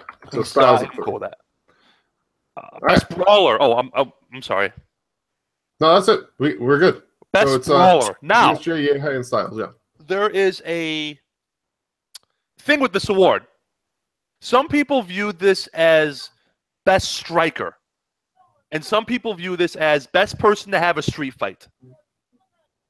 I've always been the latter, but I can't argue with anyone who views it as the former. So, since I view it as best person to have a street fight, not best striker in the vein of Ishii and Shibata, my 3 best brawlers, one of which is right up your alley, Chris. You ready? Okay. Number 1, Pentagon. Okay. Number 2, Su Young. Yeah. And number 3 from Big Japan, Daisuke Sakamoto. And if you don't know this guy, he's just this big-ass Japanese guy who beats the shit out of people with light tubes, and I'm okay with that. Sekimoto was amazing. I love that guy. Oh, he's just this big, thick, angry Japanese guy who just likes chopping you till your chest is all red and then hit you in the over the head with a light tube. I am definitely ordering the WWN specials that are happening during WrestleMania weekend because he is booked for those, and I am already foreseeing a rematch between him and Keith Lee, and that's going to be something to see. I got to kill some. I'm going to WrestleMania, boys. So I need something to do Saturday night. So maybe I'll go to that. Maybe I'll go to Ring of Honor. I haven't decided yet. But Saturday night, I'm pretty much on my own because the couple I'm staying with, I'm going to let them have a couple's night out instead of hanging out with their weird-ass wrestling friend from Chicago. That would be me. So maybe I'll go to that show. Or maybe I'll go to a Ring of Honor. Maybe I'll go to both. I don't know. Maybe I'll go to Kaiju Big Battle at midnight. Who the hell knows? NXT, who knows? Yeah. NXT, who the hell knows? Yeah. I don't know. Man. I'm If you go to Ring of Kaiju Honor, but tell me how that is. what? Yeah. If you go to Kaiju Big Battle, Kaiju Big Battle's going to be like at 1 in the morning. It's going to be awesome. Like 6 people in the building, and I'll be one of them. ABB is a spectacle to see. It's going to be great. I mean, maybe Kota Ibushi will be there again for some inexplicable reason. Wouldn't be surprised. He's shown up for them at other weirder places in the past. Su Young I saw live, and she's so great. I had to find a spot for her on this ballot. Oh, we have to get Tanahashi at Kaiju Big Battle, considering he's a big Tokusatsu fan. Oh, exactly. Yeah, just have him show up as as a common writer or something. Oh my God, yes. That would be a ton of fun. Or have him reprise his role as Garo from that Garo Ashura special. Yep. That would be a shitload of fun. We'll talk about that though as we get closer. Yeah. So I went with 3 completely different people. Hey, by all means. And I always take best brawler as the guy who is I take it kind of as a mix of those two, actually. I went with the guys who are both good strikers and who are good at just beating the crap out of people. So, number 1, I went Oni Lorcan. Oh, good shout. Number 2, I went Ishii. And number 3, the guy who has impressed the shit out of me every time I've seen him, I went with Jaka from Evolve. Okay. Jaka is, if you've never seen Jaka, he's one half of the Doom Patrol, who are, I think they're the current Evolve Tag Team Champions. He is just this big, angry Pacific Islander guy who will take 5 shots straight to the face and then will just yell back at you and forearm you across the jaw and send you flat on your back. For that. Jaka is, they call him the Savage for a reason. This guy is violent as shit and he takes it as well as he gives it. I've only heard of him. Dude deserves a lot more love than he gets, and he's always entertaining to watch. So I went with him as my number 3. Okay. Sal, what you got? I sort of went with the hybrid like Chris did. I went Ishii as my 1. Number 2, I went with Sheamus, mainly because he does lay it the hell in. Yeah, he does. I mean, his matches with him and Cesaro against Ambrose and Rollins, good lord, and the Hardys for that matter, fucking hell. Yeah. Beating the shit out of each other. Yep, love those matches. And I went Lorcan with my 3. All right. So we have Ishii and Lorcan are on 2 ballots, right? Yep. So Ishii at 1 and Lorcan at 2. Okay. Who do you want to make 3? Oh. What do we got? Penta, Su Young, Daisuke, Jaka. I'm cool with giving it to Penta, because I mean he's always been. Who? I'm sorry, you cut out right there. I'm cool with giving it to Penta. Okay. He was your number one, and he's always been a guy who's good for violence. So yeah, I'm cool here for the violence. Number 3. He lives the gimmick, you know, just being this violent, angry street fighter. Yeah. So, okay. You cool with that, Sal? Oh yeah, I'm more than cool with that. I love Penta. Next, we have Best High Flyer. Yep. I have another one near and dear to Chris's heart. Number 1, Io Shirai. Number 2, Young Will Ospreay, and number 3, Ricochet. Okay. I had Dragon Lee, Will Ospreay, and Hiromu. Okay. Hiromu does do some. See, Hiromu I kind of put in there because he does do some high flying stuff, but I wasn't sure he did like enough to go my number 1. If that makes any sense. Yep. Okay. I had as number 1 Mustafa Ali, number 2 Dragon Lee, and number 3 Ricochet. So we all had Ricochet. Mm-hmm. So, well, I didn't, but that was a mistake on my part. No, sorry, okay. You had Dragon Lee and who else? I'm sorry. So many names flying around. You had Dragon Lee and who else, Sal? Will Ospreay and Hiromu. Okay. All right, so two of us each had Dragon Lee and Ricochet, so they can go, I guess, 1 and 2. Yeah, okay. And me and George had Will Ospreay. Yeah, that sounds like a number 3 to me. So he would be number 3. All right. I thought you would have popped for Io Shirai as my number 1, Chris. I do pop for that, but I also am more appreciative of her just being a complete talent because she absolutely is. But her flying ability is just, to me, is just it doesn't look as gymnastics. I like that it's a little sloppy. Yeah, and that the moonsault.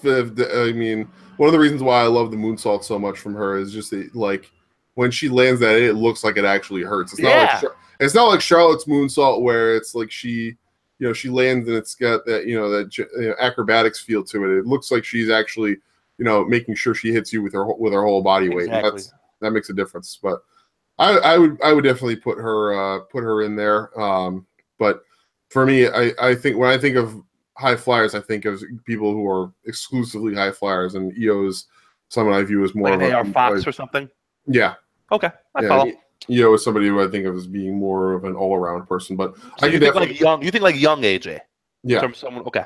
But I can definitely appreciate her ability to fly like a. I just think that she uses the high flying to tell the story of her matches best. Yeah. So I can definitely appreciate that for sure. Next, we have most overrated, which really should be most overpushed. Basically, who is pushed beyond their abilities. I mean, I feel like any choice other than Jinder Mahal at number 1 feels like just a disservice to everybody. It's gotta be Jinder. Yeah. I mean, even though we all 3 of us know Roman Reigns is going to win this award because of I don't think so. Not this year. He doesn't. He won it last year. I don't know. I mean. Yeah. If there's one person who can end Roman's winning streak of this award, it is Jinder. This is usually the Kane Award, by the way. If you look at the past winners, a lot of fucking Kane. Kane's won it, what, 7 times, I think? A huge number because he's fucking terrible. Yeah. The Glenn Jacobs Most Overrated Award. Yeah, rename the damn thing. Yeah, I had Bray, and then I had Corbin. Okay. Bray, I mean, he's not. Every time he's on the screen, I want to just like punch a hole in my wall. How about have you seen this segment yet with Matt Hardy from this week, Chris? I've heard rumors of it. They did a little split screen, and every time Bray was on the screen, nobody reacted, and every time Matt Hardy was on the screen, people cheered. Mm-hmm. Awesome. Tell you all you need to know about fucking Bray Wyatt in 2017. Yeah, I can agree with that. Like, fuck, man, this guy was the champion. Yeah. The champion. I put him at number 4 on my list, but it was a tough choice to put him or my number Corbin, 3. Whatever, he does nothing for me. Bray was champion, and he was somehow not the worst WWE champion this year. Oh yeah, but he God. was bad. Just because he was Jinder was bad. terrible doesn't mean Bray was good. You know? No, Oh, I'm yeah. not saying that. I'm just saying how bad this year has been in that respect. Yeah. I mean, when Bray Wyatt isn't your worst fucking WWE champion, you know something has gone horribly, horribly Yeah, wrong. something's gone off the rails here. Yeah. Yeah, I mean, I think it's pretty. Ooh, here we go. Mahal Wyatt, Alexa Bliss. Adam, good. Ooh, Good. Tell me Interesting more, choices. Adam. Tell us more about Alexa Bliss. All right. Well, and while you're doing that, Sal, what did you have for your 3? I had Jinder, Bray, and then I had Cody. Good Lord, Mr. 2.5 star. Yeah. I mean, Yeah, but he why draws, in the though, for fuck some is he being dumbass treated as reason. king of the fucking indies? You know what it is? Because the wrestling fans are so eager. They're so thirsty for King of the Indies that they've latched on to Cody Rhodes, which is kind of says a lot about wrestling fans. Yeah, but the Yeah. reason why they latched onto him is because of the fact that so many places used his name and the fact that he's a known commodity and pushed him right out the gate. And if they hadn't done that, if they had put him through the ringer like every other indie guy is forced to go through, or every other guy who's coming out of WWE and wants to make a name for themselves on the indies, if they had put him through the ringer like most of the other places are supposed to, I am 95% certain that Cody would not have succeeded nearly as well as he did. I'll say this for Cody, and I'll give him props for 2 things. 1, working every weekend, which Jack Swagger won't do, which Ryback won't do. Yeah. And 2, working for like super, super cheap when he first came out.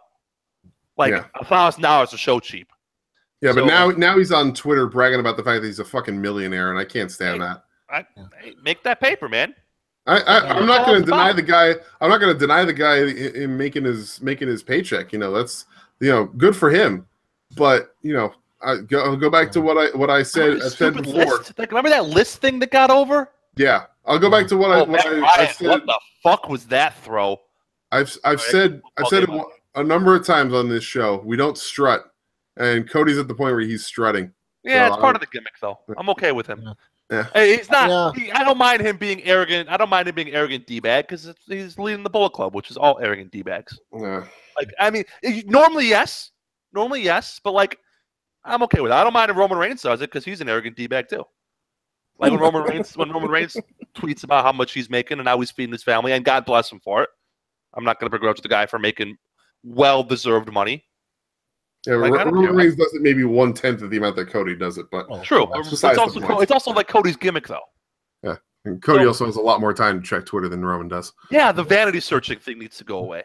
Yeah. Hey, guys, don't vanity search. Yeah, seriously, it's just a bad look for everybody involved. No matter who it is, don't do it. You look like an idiot.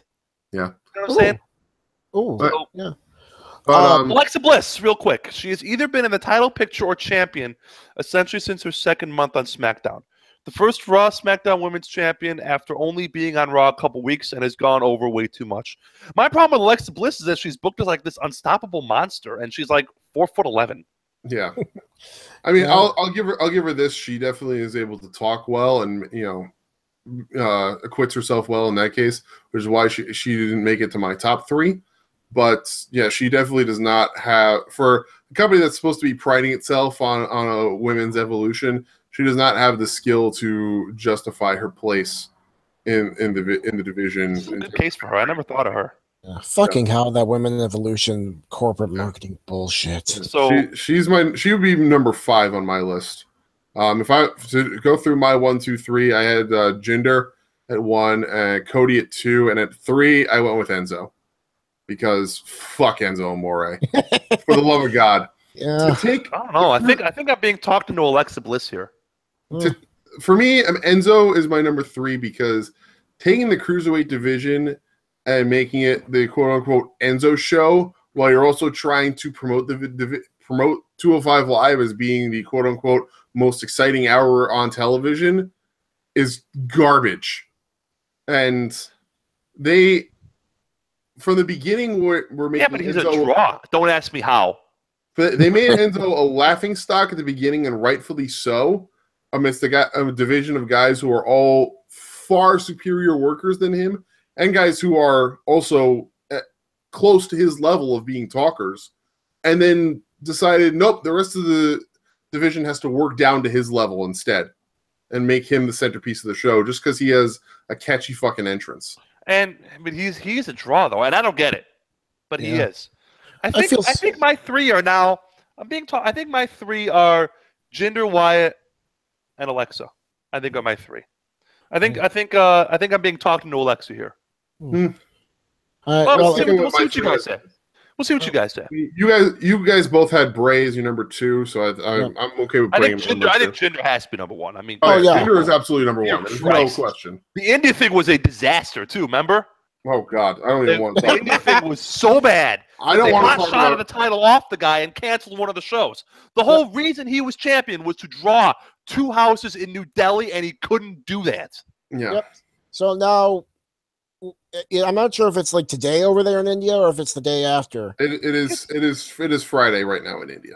Okay, so it will be. So they're having that show like tonight over in India. Yeah, in like 6 hours or so, I think. Yeah. So. And the headline is now Roman Reigns versus Triple H. So who the hell's Jinder fighting? Who fucking knows? And more importantly, who fucking cares? I care if he's fighting AJ for the belt. Chris, people chirped at us for weeks. We don't get the Jinder. Remember that? We don't get the Jinder push. Guys, it's all about India. 1.3 billion. Remember people tweeting at us that shit? Yes. For weeks. For weeks. And you and I sat here on this show and said, y'all are dumb. And you know what, Chris? Take a fucking victory lap. Because you were right and I was right about this Jinder being a disaster. Yep. So, you know what? You know what Chris says? We don't strut?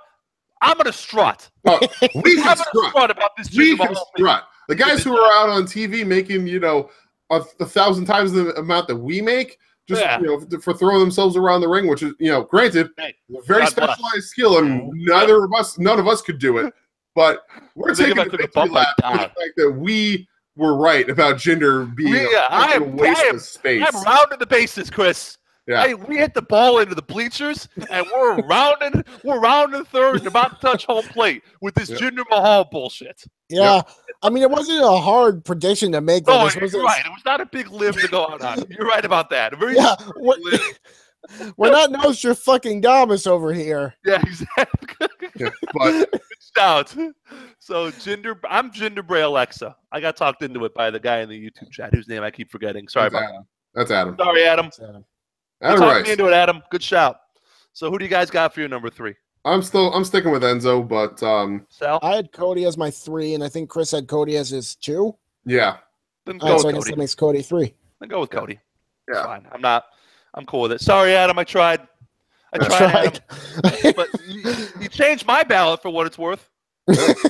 I like I said, I had her at 5, and the other reason why I had her at 5 is because she knows how to talk her way into and out of paper bag 3 times over.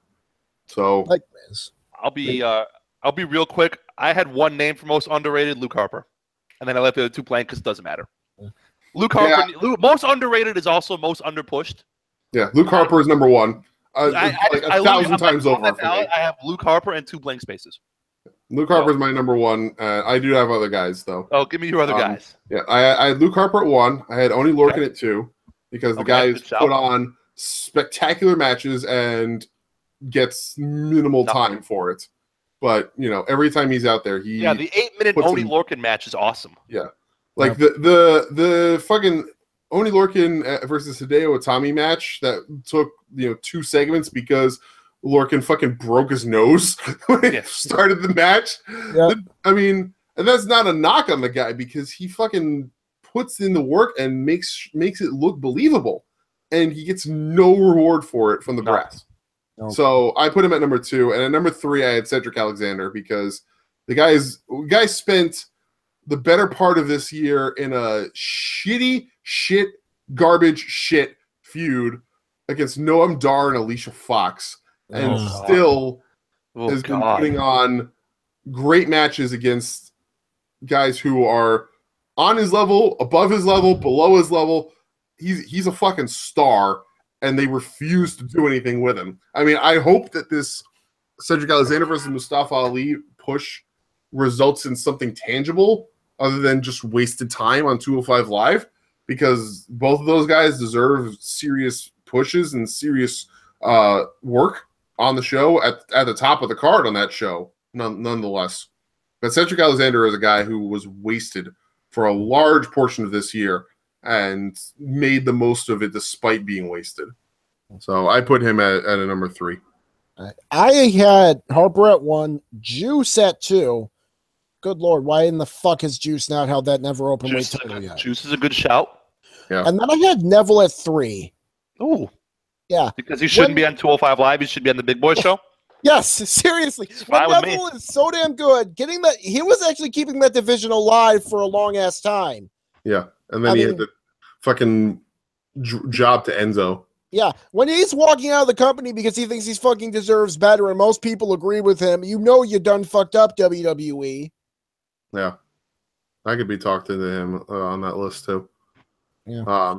Alexander was a good shout though, because when I went to the most recent Oval show I went to, I think it was like 92. Alexander was like a special edition because someone got hurt or whatever. Yeah. Place went crazy for him when he showed up. I'm okay with Cedric. Luke is number 1. Yeah. Harper is number 1, undoubtedly. Cedric should be on the ballot somewhere. All right, so I'll put him as number 2. Sure. All right. And then 3, whatever. Juice is fine. I mean, I literally had 2 blank spaces, so I can be talked into anything. I'm okay with Juice, Neville, Oni, whatever. Yeah, pick one. Pick one, Chris. What do you have, Oni? I had Oni as my number 2. Okay, go with Oni. Let's go with Oni. That's fine with me. Working it is. Promotion of the year. New Japan. Yeah. And then I had AAW because I love them and a blank space. It's New Japan's year. Yeah. Rev Pro. Let's give Rev Pro a shout. All right. Putting on some great matches and not being, and having good crowds. Progress could probably be on this ballot, but I think it's New Japan and then everybody else. Yeah. I had New Japan at 1 also. I went with Progress at 2 because they have consistently done a great job with everybody that's on their shows, both recurring talent and guests. They always make everybody they still manage to keep their identity without devolving too far into, hey, we're going to be a super indie. Yep, and they've also made the most of the fact that a bunch of their guys keep getting farmed out to WWE and, still making it work on those shows. They've dealt with injuries. They've dealt with guys going to other places, and they still make it work. Jim Smallman, props to Jim Smallman. When we get further down to Promoter of the Year, Jim Smallman is on my list. That's a good shout, my friend. Yep. So, and number 3, this may be seen as biased from some, but I went with Stardom for number 3 because let me explain why. Why. This is a promotion that lost its number 2 star to WWE pretty early in the year. What looked to be on its way to losing its number 1 star very early in the year, and still went without its number 1 star for a significant amount of time due to injury, and yet still managed to put on some really great stuff during that time when they were away. Made use of some unexpected talents, some great guests, and some people who were just making their name and making their strides early on in the Fed, and put on a spectacular 5-star classic when Io Shirai came back, and have been putting on a great tag league, and have made names out of people who are brand new and made them people to be recognized. When Tam Nakano debuted for Oedo Tai, I was expecting her to be just a background bit player. And now, fast forward to now, and people are talking about her as being a candidate for Rookie of the Year. She's on my ballot. She did a great job. Yeah. So Rossi, I may hate you for some of the terrible ways that you portray the girls in your promotion, but goddamn, did you find a way to make things work when you lost Kairi Sane and were on the way to losing Io Shirai. God damn, that man did fantastic work. So I give him the props for that. So that's my 1, 2, 3. New Japan, Progress, and Stardom. Mine are New Japan, Progress, and AEW. AEW, sure. Yeah. Sorry. Sal? I had New Japan Progress and Adam with a great shout that convinced me to change my last one because I had WWE mainly as a place filler. He had a great shout with Evolve. Oh, Evolve's had a good year. Yeah. Good year. Yeah. I would have gone with Evolve, but the whole just Flow Slam. the Flow Slam shit and the email leak and all the stuff that happened with that, I think the Flow Slam shit's on Flow Slam though. It is on Flow Slam. Yeah, it is. It absolutely Flow Slam is. For being But dumbasses. But but you know they're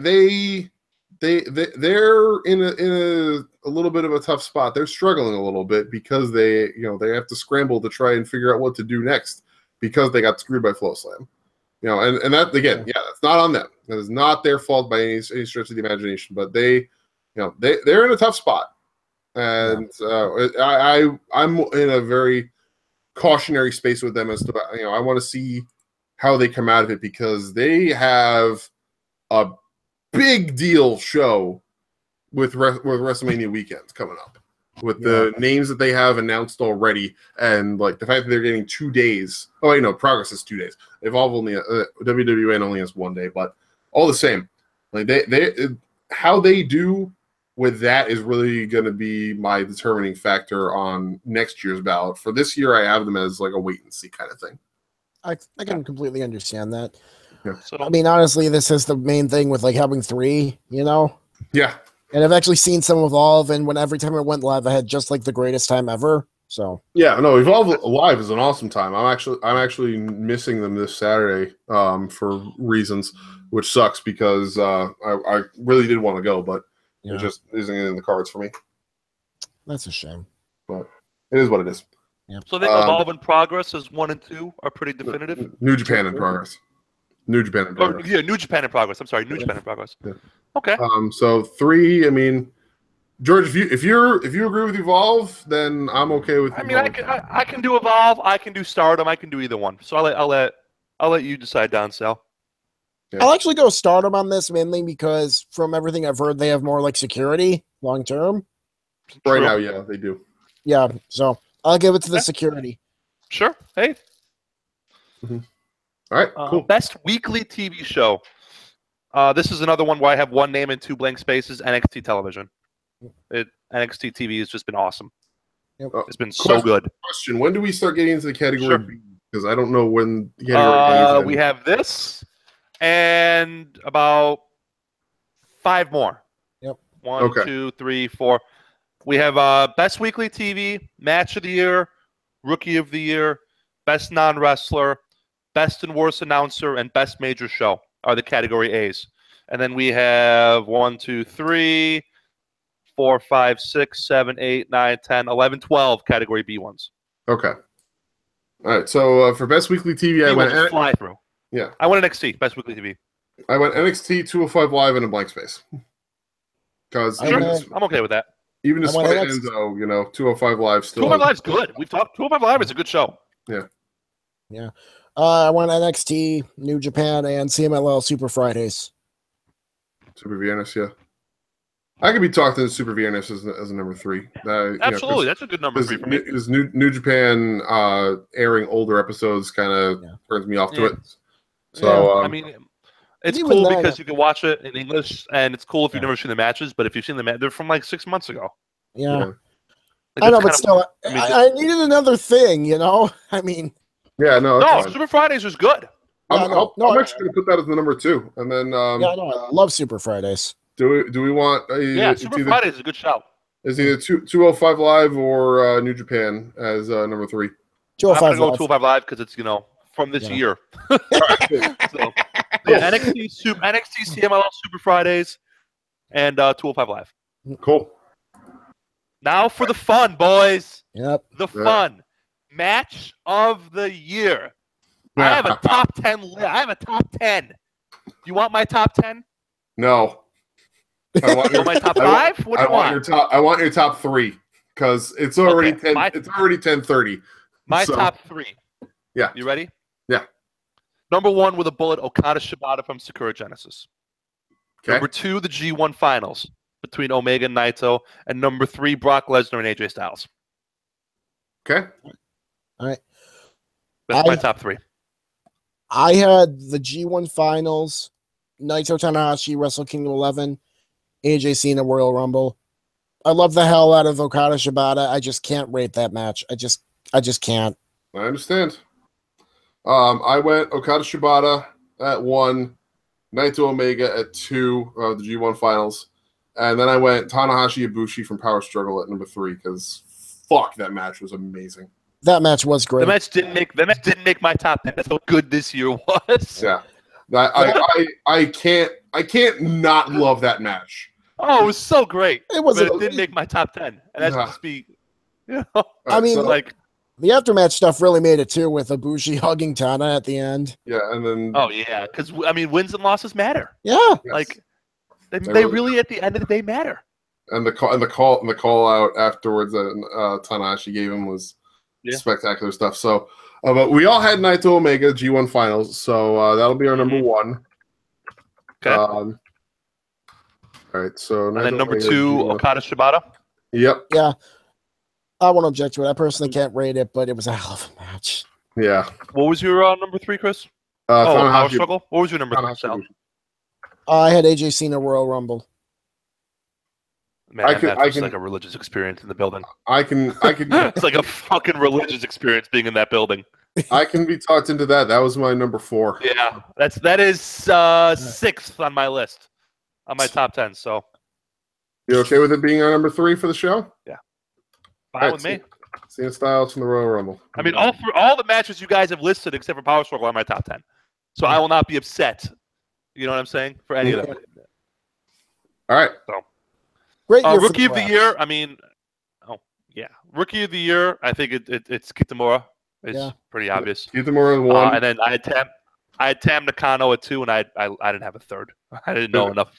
Yeah, Kitamura and Nakano, and I didn't have a third either because like you sent me that link that had the people, and there was like nobody on it. I lost the link, so I was like, I can't remember. Myron Reed, maybe like he does it for you. I guess. Yeah. Who? I had Fire Myron Reed. Like I could be talked into Myron Reed. Wasn't I like Myron Reed? He's good. Belair was on that list though, wasn't she? I don't know if she was. I don't remember. I remember seeing her on there. Yeah, it was. I remember seeing Kitamura, Belair. I had Kitamura, Belair, and Tam. But if Belair's on the list, then she would be my number 2. But I don't. George, can you pull that up real quick? Because I want to be sure that we're doing people who are actually eligible. Yeah, give me a minute. I got to pull it up. That's fine. Give me a minute. Okay. While you pull it up, I think Best Non-Wrestler is next. Sure. I'll go with mine first. Zelina Vega, number 1 by a country mile. Stokely at number 2, and Daniel Bryan at number 3. Which is weird to put Daniel Bryan in a Best Non-Wrestler list, but it is I had what it is. Zelina Vega, Stokely Hathaway, and Daniel Bryan. Mm-hmm. I had Vega, Stoke, and Daryl. I don't think George is going to be talked into Daryl, so I think it's going to be. I know. You're on your own there, my friend. No Daryl. Yeah, I know. He's over as hell, though. He is. I will agree with you on that, but yeah, DBD. Yeah, I guess. Yeah, no, give it to DBD. I'm fine with that. Yeah, Zelina. I think Zelina is pretty clear number 1 on my ballot. But like I said, by a country mile. She's been so awesome. If you can throw that. I'm still looking, trying to pull it up. Let me find it. Oh wait, here we go. What's next? Best TV announcer? Where is it? Yes, Best Television Announcer is next. How is this link? Son of a bitch! I don't know. All right. Best TV Announcer. I went number 1, Corey Graves. Number 2, Mauro Ranallo, and number 3, Lenny Leonard. Got it. Sorry. You got it? All right, cool. Yeah, who are you looking for? Belair. Bianca's her first name? Yes, Bianca. Yes, she counts. All right, then before September. She counts. I would put her at my number 2, and then Tim Nakano at number 3 for Rookie of the Year. Then fine with me. All right. Best TV announcer. I had Corey Graves, Lenny Leonard, and Josh Barnett. All right. So I had Graves, Ronaldo, and Lenny Leonard. Graves, Nigel, and Phillips. Nigel's a good shout. I was not a fan of Nigel this year, but I think that was more just because he just seemed to have a hard time adjusting to things. Some of his mannerisms remind me a little bit too much of JBL, but I think that's probably just kind of the direction that they're giving him as the heel commentator, which hopefully he makes it be not quite as skeevy as JBL did. But yeah, so Graves number 1. George, you and I both had Lenny Leonard at number 2. So yeah, we'll put Lenny Leonard there at number 2. Okay. I had Josh Barnett on the. I was not a fan of him this year, so I would be okay with putting Tom Phillips at number 3. Sure, I can live with that. I like Tom. All right. Worst announcer. Banner year for shitty announcing, boys. Oh, it was. Now, it was tough for me between 1 and 2. Yeah, me too. I had number 1, Mauro Ranallo. I cannot fucking stand Mauro Ranallo. Really? All the stupid ass fucking catchphrases, and he's babbling about DNA and iPhones, and he's of course, it's a Samoan drop. Shut the fuck up and call the match, dude. He calls it like it's a sport. You know the problem with the calling it like a sport? You ever watch a real football game, boys? The announcer does not lose their shit when the guy runs for 4 yards on first down. Mauro loses his shit all the time. And he does these stupid ass catchphrases, and I don't need you to lose your mind all the time, dude. Just call, like, Michael Cole's garbage, but I get at least 2 Michael Cole out. Booker T is drunk or high the entire time, but he's at least entertaining in a Tommy was so in the room sort of way. Mauro Ranallo is just screaming at me for 3 hours. Yeah, it's like listening to myself. 1 hour. 1 hour. Not a takeover. He was god awful at takeover at War Games. He was terrible. Terrible. I didn't mind. Talking about Jack Kirby and iPhones and rambling on about Samoan drops, man. Call the match. Jack You're Kirby, taking away from what? it. Oh, and then I had Percy Watson. I had Percy Watson at 3 because whatever. Oh god. Wait, who's number 2 for you? Mauro, Booker T, and Percy Watson. Okay. Yeah. Because yes, Booker T is entertaining, but he's a really shitty announcer. Yeah.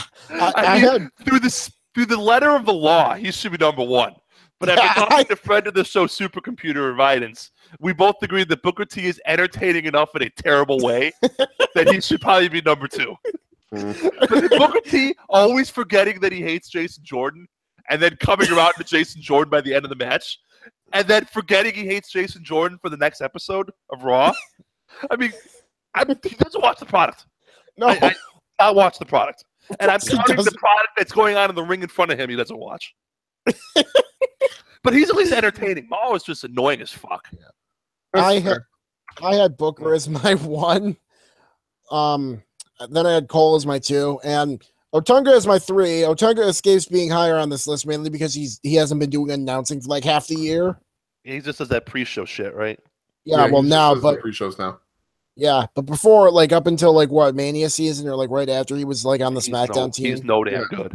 No, seriously, I swear to God, like you know how we were saying per capita, Jericho was one of the best, like on the mic. Per capita, Otunga is the worst fucking announcer in WWE. Oh, and real quick, Don Callis is awful too. Oh no, Don Callis is my number 1 because Don Callis get Kenny Omega's dick out of your fucking mouth. Broadcast. Was it Don Callis who thought Jericho was Switchblade? I don't know. Don Callis explicitly said he's selling the neck. Don't tell me he's selling anything. I have stopped watching New Japan English commentary because of Don Callis. Oh, it's horrible. And Rocky he is fucking unbearable. Like I said, Don Callis. First of all, Don Callis, get Kenny Omega's dick out of your mouth because that is easily the worst part of his announcing. Wow. Number 2, I don't need to hear any fucking bit about 6-star matches ever again in my life. Shut up, man. You're 100% right. Every time he said he's selling the neck, Chris. Every time he mentions star ratings or anything, I don't need that shit. I want to punch my computer. I spent over $1,000 on my computer. That's how much Don Callis fucking irritates me. You can't punch it because then I can't watch you play Borderlands. Yeah, that's true. But Don Callis as my number one because he if a guy makes me stop watching a product's English commentary, he's doing his job absolutely horribly wrong. And Don Callis is doing his job absolutely horribly wrong. I will say Booker T and Cole and Co. and a few Raw pay-per-views actually got me to switch over to the Japanese commentary. I'm telling you, man. I don't think Booker actually watches the product. I'm dead serious. Like, he's entertaining as fuck because he has no idea what's going on. He's like your drunken uncle. That's fair. I had Booker as my number 2 because I had him in my number 2. He is just bad. He is absolutely bad. Yeah. Yeah, I think I'm going to put Callis as my 3rd over Percy Watson because Percy Watson's forgettable. I had Percy Watson as my number 3. Well, Percy Watson's forgettable, but Don Callis is like actively harming the show. He is. And for that one episode, for that one thing he did at the G1 finals, Rocky Romero's garbage too. Yeah, that was one episode, so I mean that doesn't really count. So my final is Morrow, Booker T, and Don Callis. Sorry, Morrow, you're my number 1. You and your Mamma Mia and your iPhones and your Jack Kirby and your of course it's just get the fuck off my television. Why the hell is he mentioning comic book artists? He was talking about during the what's his name, the Chris Hero and Lars Sullivan match. He says it's straight out of a Jack Kirby comic book. No, just call the match. You know, I have Callis, Booker, and Percy. And Callis was terrible. I had Booker, Otunga.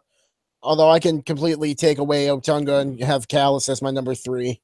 I will say this: Callis is so bad he got me to not even ever watch the English commentary. So there you fucking go. I mean, he's so Booker T, Don Callis, and I'm riding the Morrow train. But if I'm the only one riding this train, then I'm going to be riding by myself. You're number 1, so I mean, I cannot stand him. I think it's honestly your mileage may vary thing, but if you hate him that much, 100% is. Like he gets votes for best and worst every year. Yeah, there are people who love the guy, and I liked him on SmackDown like last year / early this year, but like on NXT, he just has gone so far into the cliche train. It's just I can't do it. So all right. So Callis for sure, Booker T for sure, and then our 3rd. Who you want to pick? Morrow. If you have him as number 1, then I'll put him as number 1, as number 3 for overall. Sure. Yeah, that works. I can be sweet with Morrow. Last category A, and then we'll blitz through the category B. Best major show. I had NXT Chicago, Dominion, and War Games. I had Wrestle Kingdom, Dominion, and War Games. I had Dominion, Mania, New Beginning in Osaka. Okay. What was your 3rd one? New Beginning in Osaka with the Zack Sabre the Will Ospreay Shibata match, the Naito Elgin main, and the Hiromu Takahashi Dragon Lee match. Okay. So we all agree that Dominion we all had War Games, I think. We all had Dominion 6. Yeah, Dominion I think is number 1. Yeah, George, you and I both had War Games. Okay, so that's number 2. And who'd you have, Chris? I had Wrestle Kingdom 11 as my number 1 because that show. You're not finding a top 4. You're not finding a top 4 that's better than that top 4. Those matches, and even beyond the top 4, like I think, excuse me, on that whole show, the only on the main card of that show, the only match that I didn't actively enjoy was the Cody Juice Robinson match, and that was entirely because of Cody. Yeah. Everything else, and Juice's half of that match was spectacular. And every other match on that show, I had a great time with. So yeah, that was my number 1. I like the tag team match where the guys were just dropping F-bombs the entire time. Oh, yeah. that tag team triple threat is... Dude, you shit. Yeah, that was great. It's fucking amazing. I love it. Okay. What do you guys think? All right. These next one will be quick because it's just one. Do you want me to put Wrestle Kingdom as number 3? I can be swayed on that. Sure. I can live with that. I can live with that. All right. So the rest of these worst major show. I had either. Oh, I'm sorry. For the rest of these, we're only putting one thing? One. Okay. Yeah.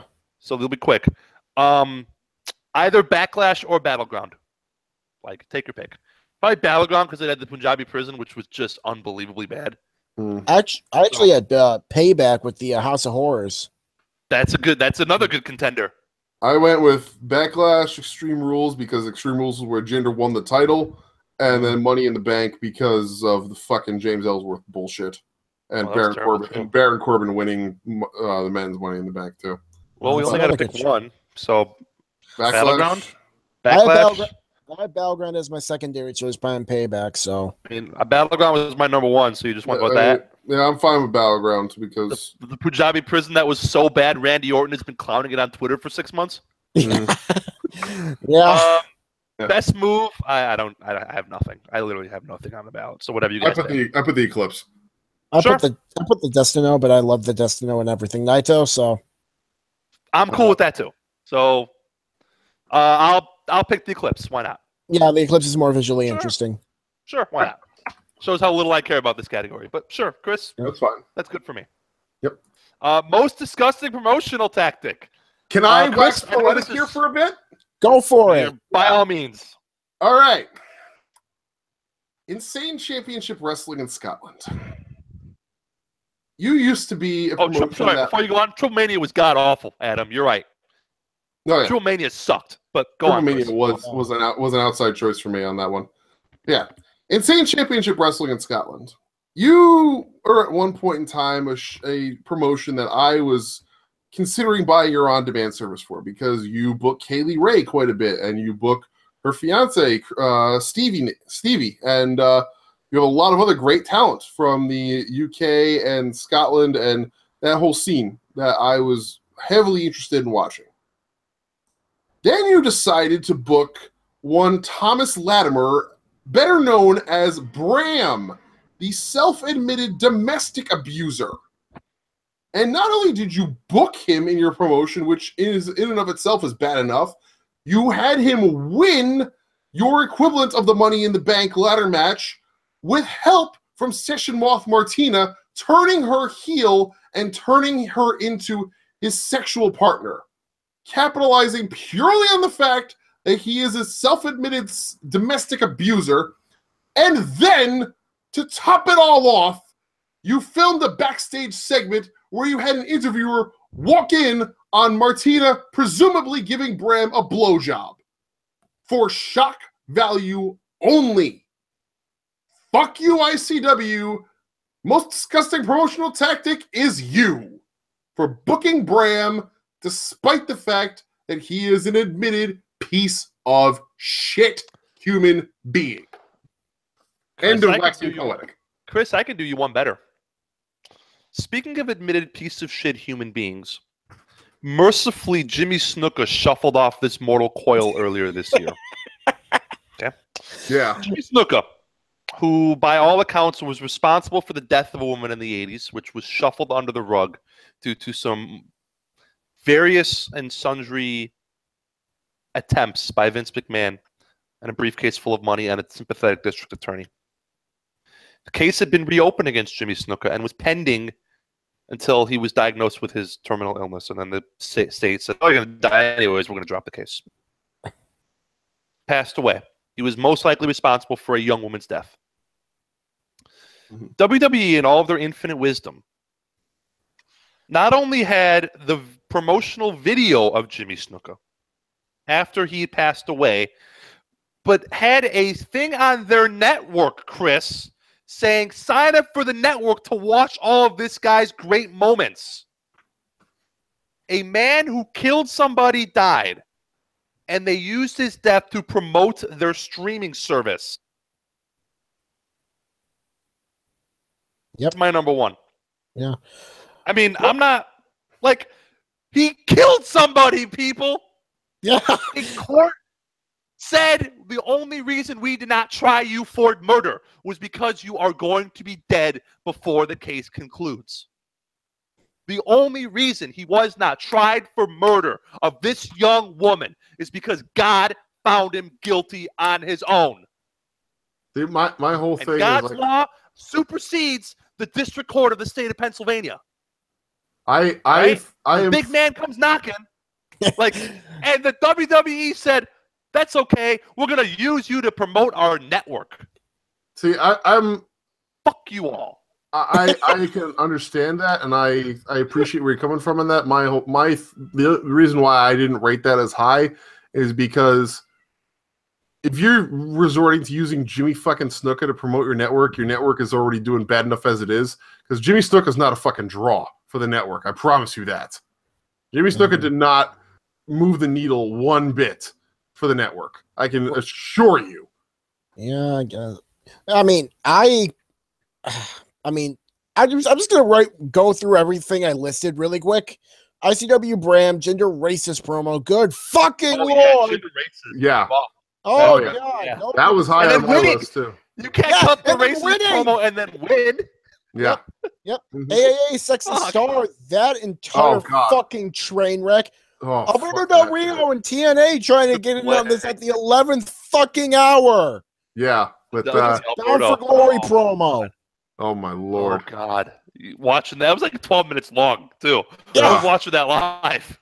Yeah, because I was watching that live because I have nothing better to do on a Sunday because I must hate myself. Oh my lord! Or something. It's like some people self-harm and I watch TNA. Yeah. I think the people who self-harm aren't doing as much damage as you were. Probably not. Wow, that was, God, I feel terrible. Like, Oh. as soon as that left my mouth, I'm like, holy shit, I shouldn't have said that.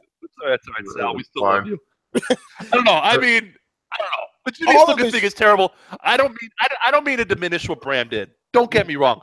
Snuka actually killed somebody. Yeah. No, I know. We just say like all of wrestling for most disgusting that guy. tactic. There's so many things. Yeah. I just want to say all of wrestling for most disgusting promotional tactic. So many people did fucked up shit. Can I just nominate Wrestling Twitter? Yeah. Wrestling Twitter and all the pieces of shit on it. Oh, yeah. There are so many pieces of shit on it. Except for you two. Yeah.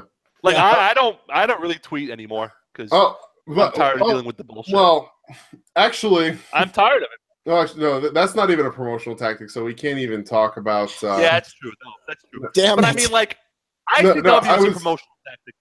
I was thinking about something we're going to talk about next week. Michael Elgin, and I'm not eligible though.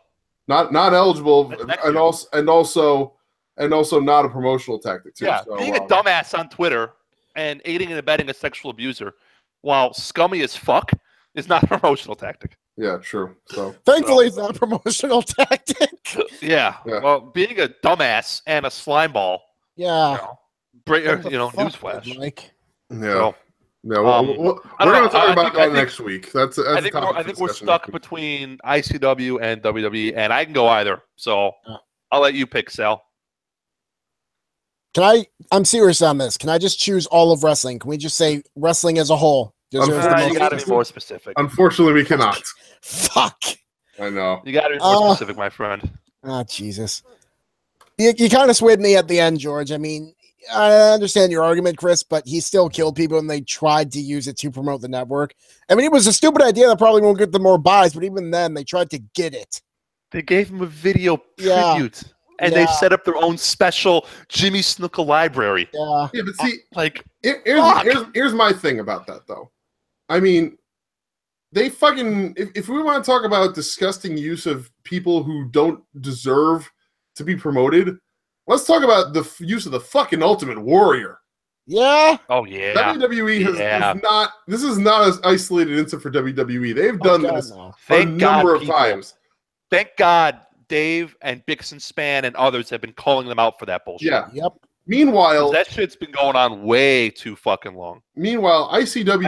I think that won already, though. Yeah. I think that won like 2 years ago. Meanwhile, ICW went from being one of the most respected and highly touted promotions in the British independent wrestling scene to instantly becoming a fucking pariah. Oh, we got to talk about that. We got to talk about that company that used the Manchester bombings to cancel a booking. Oh, 5-Star Wrestling. Yeah, 5-Star. Yeah. They use an actual terrorist attack as a reason to get out of booking an arena. Yeah, that was shitty. Yeah, that's just bad. I just fuck. See, I mean, I am I am hardcore for ICW, but if you guys are gonna outvote me on, I don't know. I mean, I can go either way, to be honest. I can go either way too. Don't make me decide. I mean, I am flip a coin. I am just.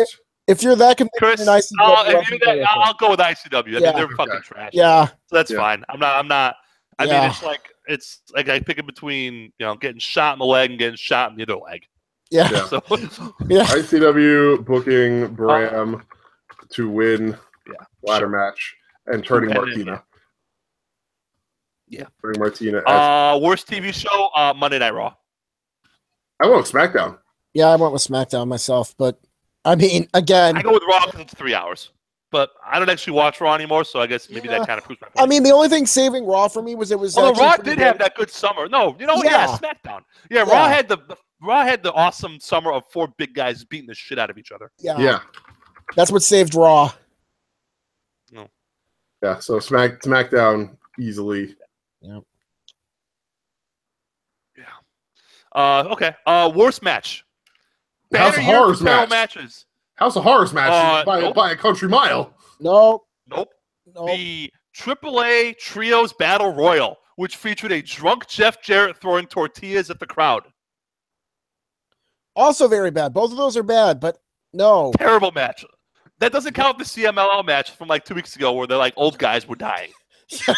That doesn't count the House of Horrors or the Projector from WrestleMania. Yeah, Projector Ring was high on that list. Projector Ring was fucking. It's funny. Randy Orton's had like a good year, except for the Bray Wyatt disaster and the Jinder Mahal disaster. Yeah, I mean, it was like the House of Horrors match, the Punjabi Prison match, Projector Ring. The Punjabi Prison was so bad that Randy Orton has been clowning about it ever since that match ended. Yeah, stick on a pole. That was also up there. Oh, that was terrible. I mean, oh god, there were so many bad matches, but I mean, House of Horrors.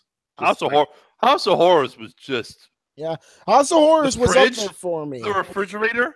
Oh, yeah, God, that was. I don't know. I gotta go. I think I go with anyone in the match. The Punjabi Prison. I think is worse because it was like 10 minutes longer. Yeah. And the fucking Great Khali return that never amounted. And Orton just went from one. Remember when they were talking about the cages? And Orton just went from one cage to the other in one move. Yeah. They were selling the cages as these giant obstacles to hurdle, and he just goes from one to the other without touching the ground. Yeah.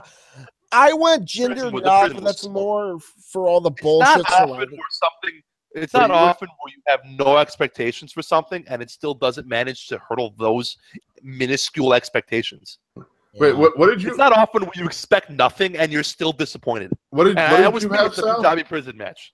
Yeah, I had Jinder Knock, but that's mainly for all the bullshit surrounding it.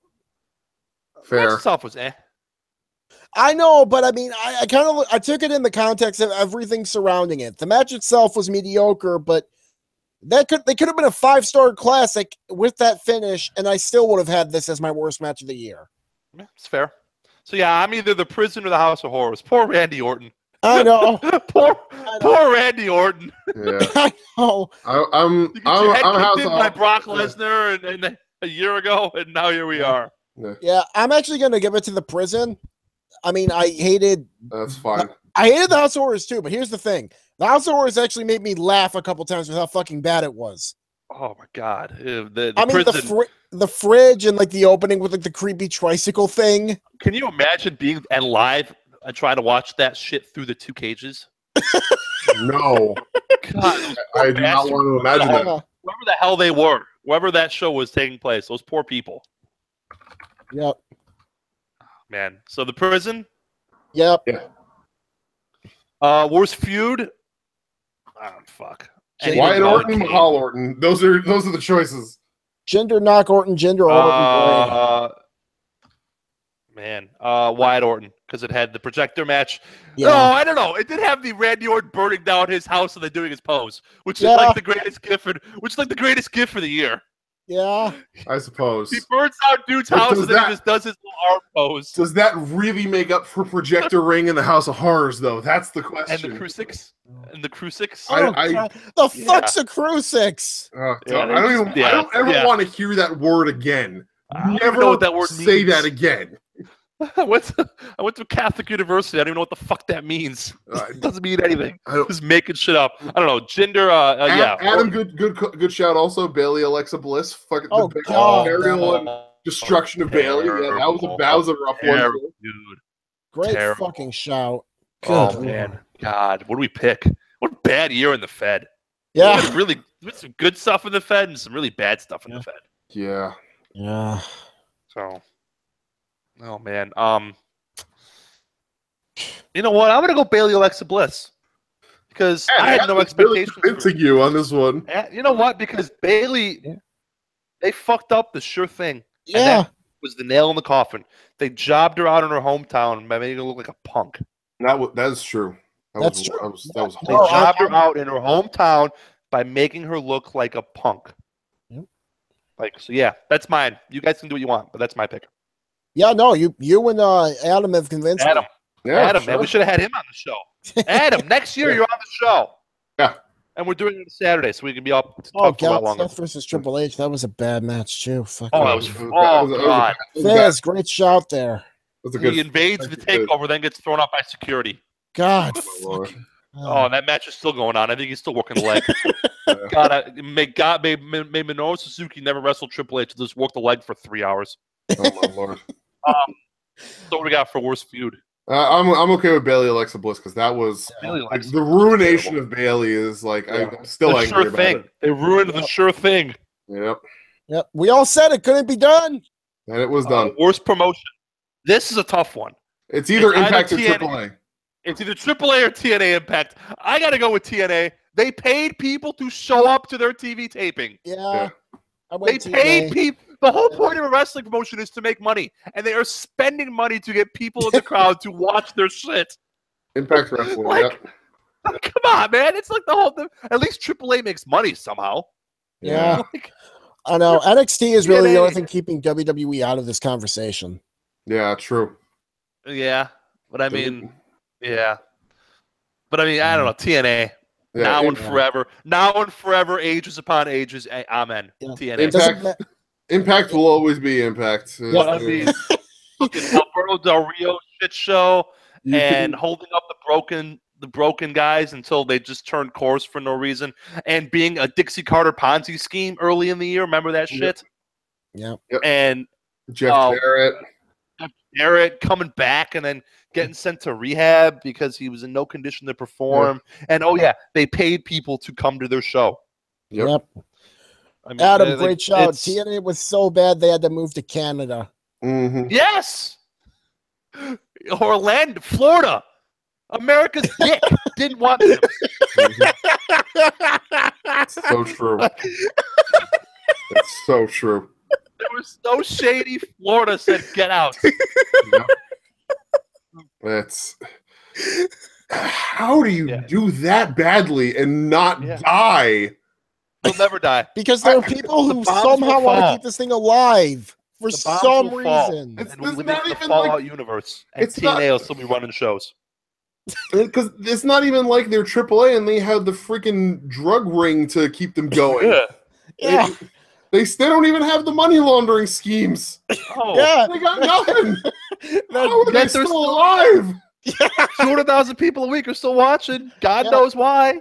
I'm half convinced that someone, when they created TNA, they made like a deal with Satan. They must have. Yeah. There must be some fucking satanic pact going here because that's the only explanation for this. Twice as many people on an average week watch the Days of Our Lives replay on the network the TNA is on before they watch Impact. Jesus Christ. Their lead-in is that Days of Our Lives on Pop. You know how it airs at noon or 1 or whenever the hell it airs, and then it airs again on Pop at 6, and that always pulls 400, 500,000 people, and TNA draws between 200 and 300,000. And yet there are people who still actively want to be booked there. I mean, friend of the show, Trevor Dane says that people only watch because they watch Days of Our Lives and then fall asleep in front of their TV and leave their TV on TNA, and it turns to Impact. Probably. And it's I believe it. But it's TNA, man. They're just God love the talent though, because somehow they manage to get worse and worse every year without dying. Sounds right. how is I don't know how it is that Rosemary is still keeping her gimmick alive of telling everybody that tells her to go to NXT or go to WWE that she's made her decision and going to stay at Impact. God love her for keeping that alive, because whether it's a gimmick or whether she believes it, I don't know. But how she can want to stay there when even fucking Chelsea Green has just recently asked for her release and is looking to move on from there too. It's like, God in heaven, they actively are finding ways to do things wrong. They don't run house shows. AAA at least runs house shows. Another example of that TNA people going there. I mean, look at Ethan Page. Great and Evolve, became a free agent. He's actually in TNA and he wanted to go there apparently. I don't get it. Yeah, I don't get it. Jesus. I don't get it, but it's bad. They're real bad. They need to go away so someone else can become the quote unquote number 2 promotion. Yep. Yeah. So, best booker, Ghetto. Pretty obvious. Yeah, Ghetto. Best promoter, Kadani. Kadani or Smallman. And I can go either. Kadani is making an empire. Then Kadani it is. Yeah. Best gimmick, Zelina Vega and Andrade Almas. I'm giving some love to Taguchi Japan here. I also went with Taguchi Japan. I had Taguchi Japan and the Iconic Duo. But yeah, Taguchi Japan is my pick. So is Taguchi Japan a gimmick? Yes. Yeah. Sports team. Imagining that you're trying to book your wrestling stable as if they're an actual real life soccer team. That is a gimmick. Yeah. 100,000%. Sure. Hey, it is awesome. Cool with it. Sorry, Zelina, I tried. Taguchi Japan as a soccer team. Yep, that's what I'm going with. Worst gimmick. Fuck. I don't know. Bray Wyatt as Bray Wyatt. Oh yeah, Bray Wyatt as Bray Wyatt. Yes. Trash. Yeah. Bray, you know what the worst part about Bray Wyatt is? He thinks he's good. I'm convinced of it. Yes. The thing with I know Broken Matt Hardy does not think he's good. That I think he knows it's just some campy bullshit to feed his family. Yeah. Mm-hmm. And he's steering it left because he's 43, and he makes it work, and it's awesome. Bray Wyatt, I guarantee you, if you put him up to some fucking truth serum, he'd be like, "No, this shit's good." Bray Wyatt, newsflash, this shit ain't good. You suck. Your gimmick's shit. Your in-ring shit. Everything. Your promos are garbage. Yep. So Bray Wyatt, yes, worst gimmick. Bray Wyatt as Bray Wyatt. He'd win 10 of these. No, because that means I gotta watch for 10 years. Maybe he win no more of these because he retires and goes for his dad to collect taxes. I honestly still don't get what the fuck Vince sees in him. They want. I don't get what JoJo sees in him. They want a fucking. Yeah, that's a whole other story. Shit, I'll live to be 500 and never understand women, and that is like Exhibit A right there. Jesus. Yeah. He must be like a stallion. That's my only answer. Okay. Okay. Anyway. Whoa. So, get off my television, Bray. Yeah. Yeah. Is that it? Fucking terrible. Best and worst book, or best book, best DVD. I don't have any thoughts. No. I was best gonna book. Best book. I was gonna put AJ's book. Sure. So if you guys Crazy with Superpowers, sure. Yeah. Yeah, because she was really open about her mental health stuff, and that's good. That's cool. Yeah. No sarcasm. It's good to be open with that stuff because then it tells people that you're not alone, which is true. Yeah. If more people realize that there are famous people who have mental health issues, they say, you know what, I'm not the only one fighting this stuff, and that matters. That makes a big difference. So yeah, I'll put AJ's book on the list for me. Yeah, it's fine by me too. That was my pick. So yeah, Sal? I have no idea what. I mean, best DVD. I don't know. I don't buy DVDs. Who the fuck buys DVDs anymore? Hey, I bought a DVD at the last Evolve show I went to. Fuck you. Oh. No, I'm kidding. I buy bootleg DVD. I buy bootleg DVDs from my guy who makes them. I did buy a DVD. I bought the PWG DVD, but that's like a fucking just a recap of matches. I don't even know if that even counts. Does Bola count? I don't even know. What won last year? Let's find out. Yeah, so we have some sort of let's see, what is this? Best DVD? Yeah. Scrolling down. WWE 24 Seth Rollins. won Best DVD last year. Redesign, That Rebuild, was- Reclaim. That was a DVD. The one before that was Daniel Bryan, Just Say Yes, Yes, Yes. The one before that was Ladies and Gentlemen, My Name is Paul Heyman, which was really good. So pretty much like what we would consider And fucking network WWE specials network that you guys specials. like? So like documentaries or shit like that. What was that? I know there was one on well, the 30 for 30 with Ric Flair count. I don't know if I don't that's going to be released as a DVD because I think that was a made-for-TV special, if anything. I don't know. Good question. I know. I really have no thoughts on this. I don't either. No, me either. So Yeah. So I didn't whatever. care enough about this category. Leave it blank. All right, so Yeah, whatever. recap. I'm going to give the recap. Real quick. All right. Yeah. Let me see if I can speak English here. Luthez Ric Flair Award for Wrestler of the Year. Number 1, Kazuchika Okada. Number 2, Tetsuya Naito. Number 3, Drew McIntyre. Draw of the Year. Number 1, Tetsuya Naito.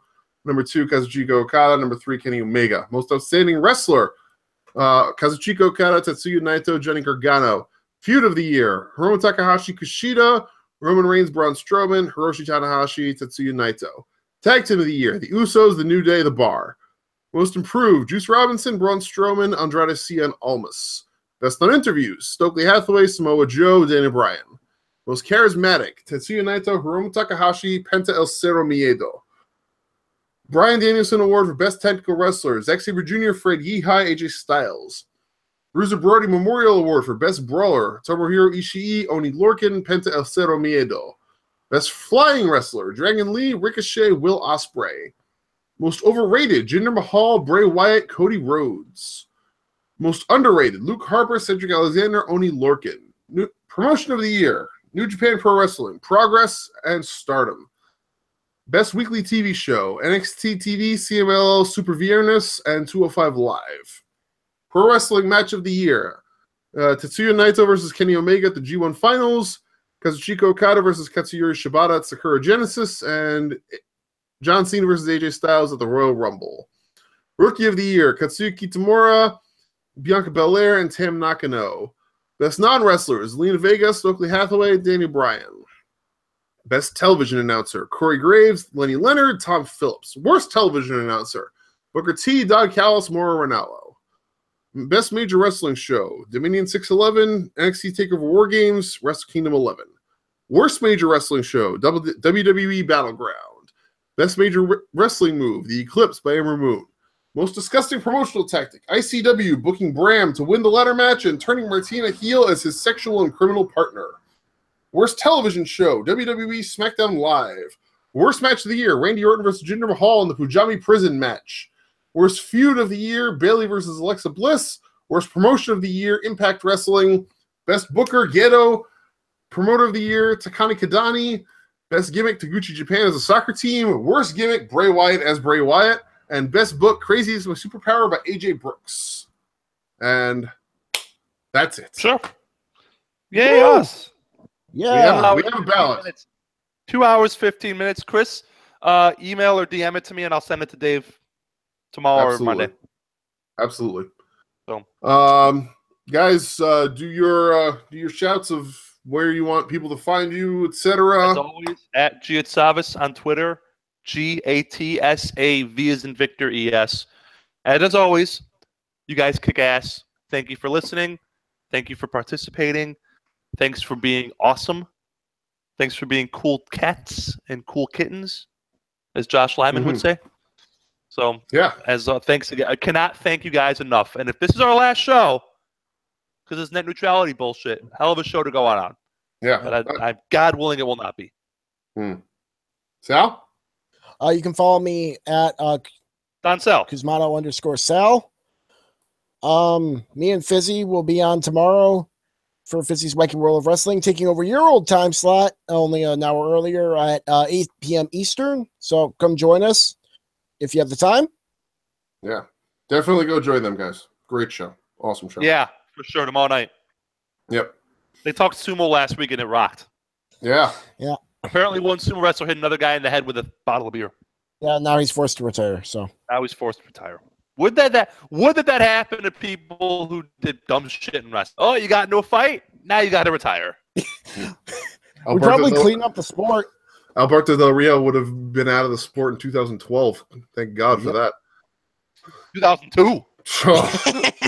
Yeah. Yeah.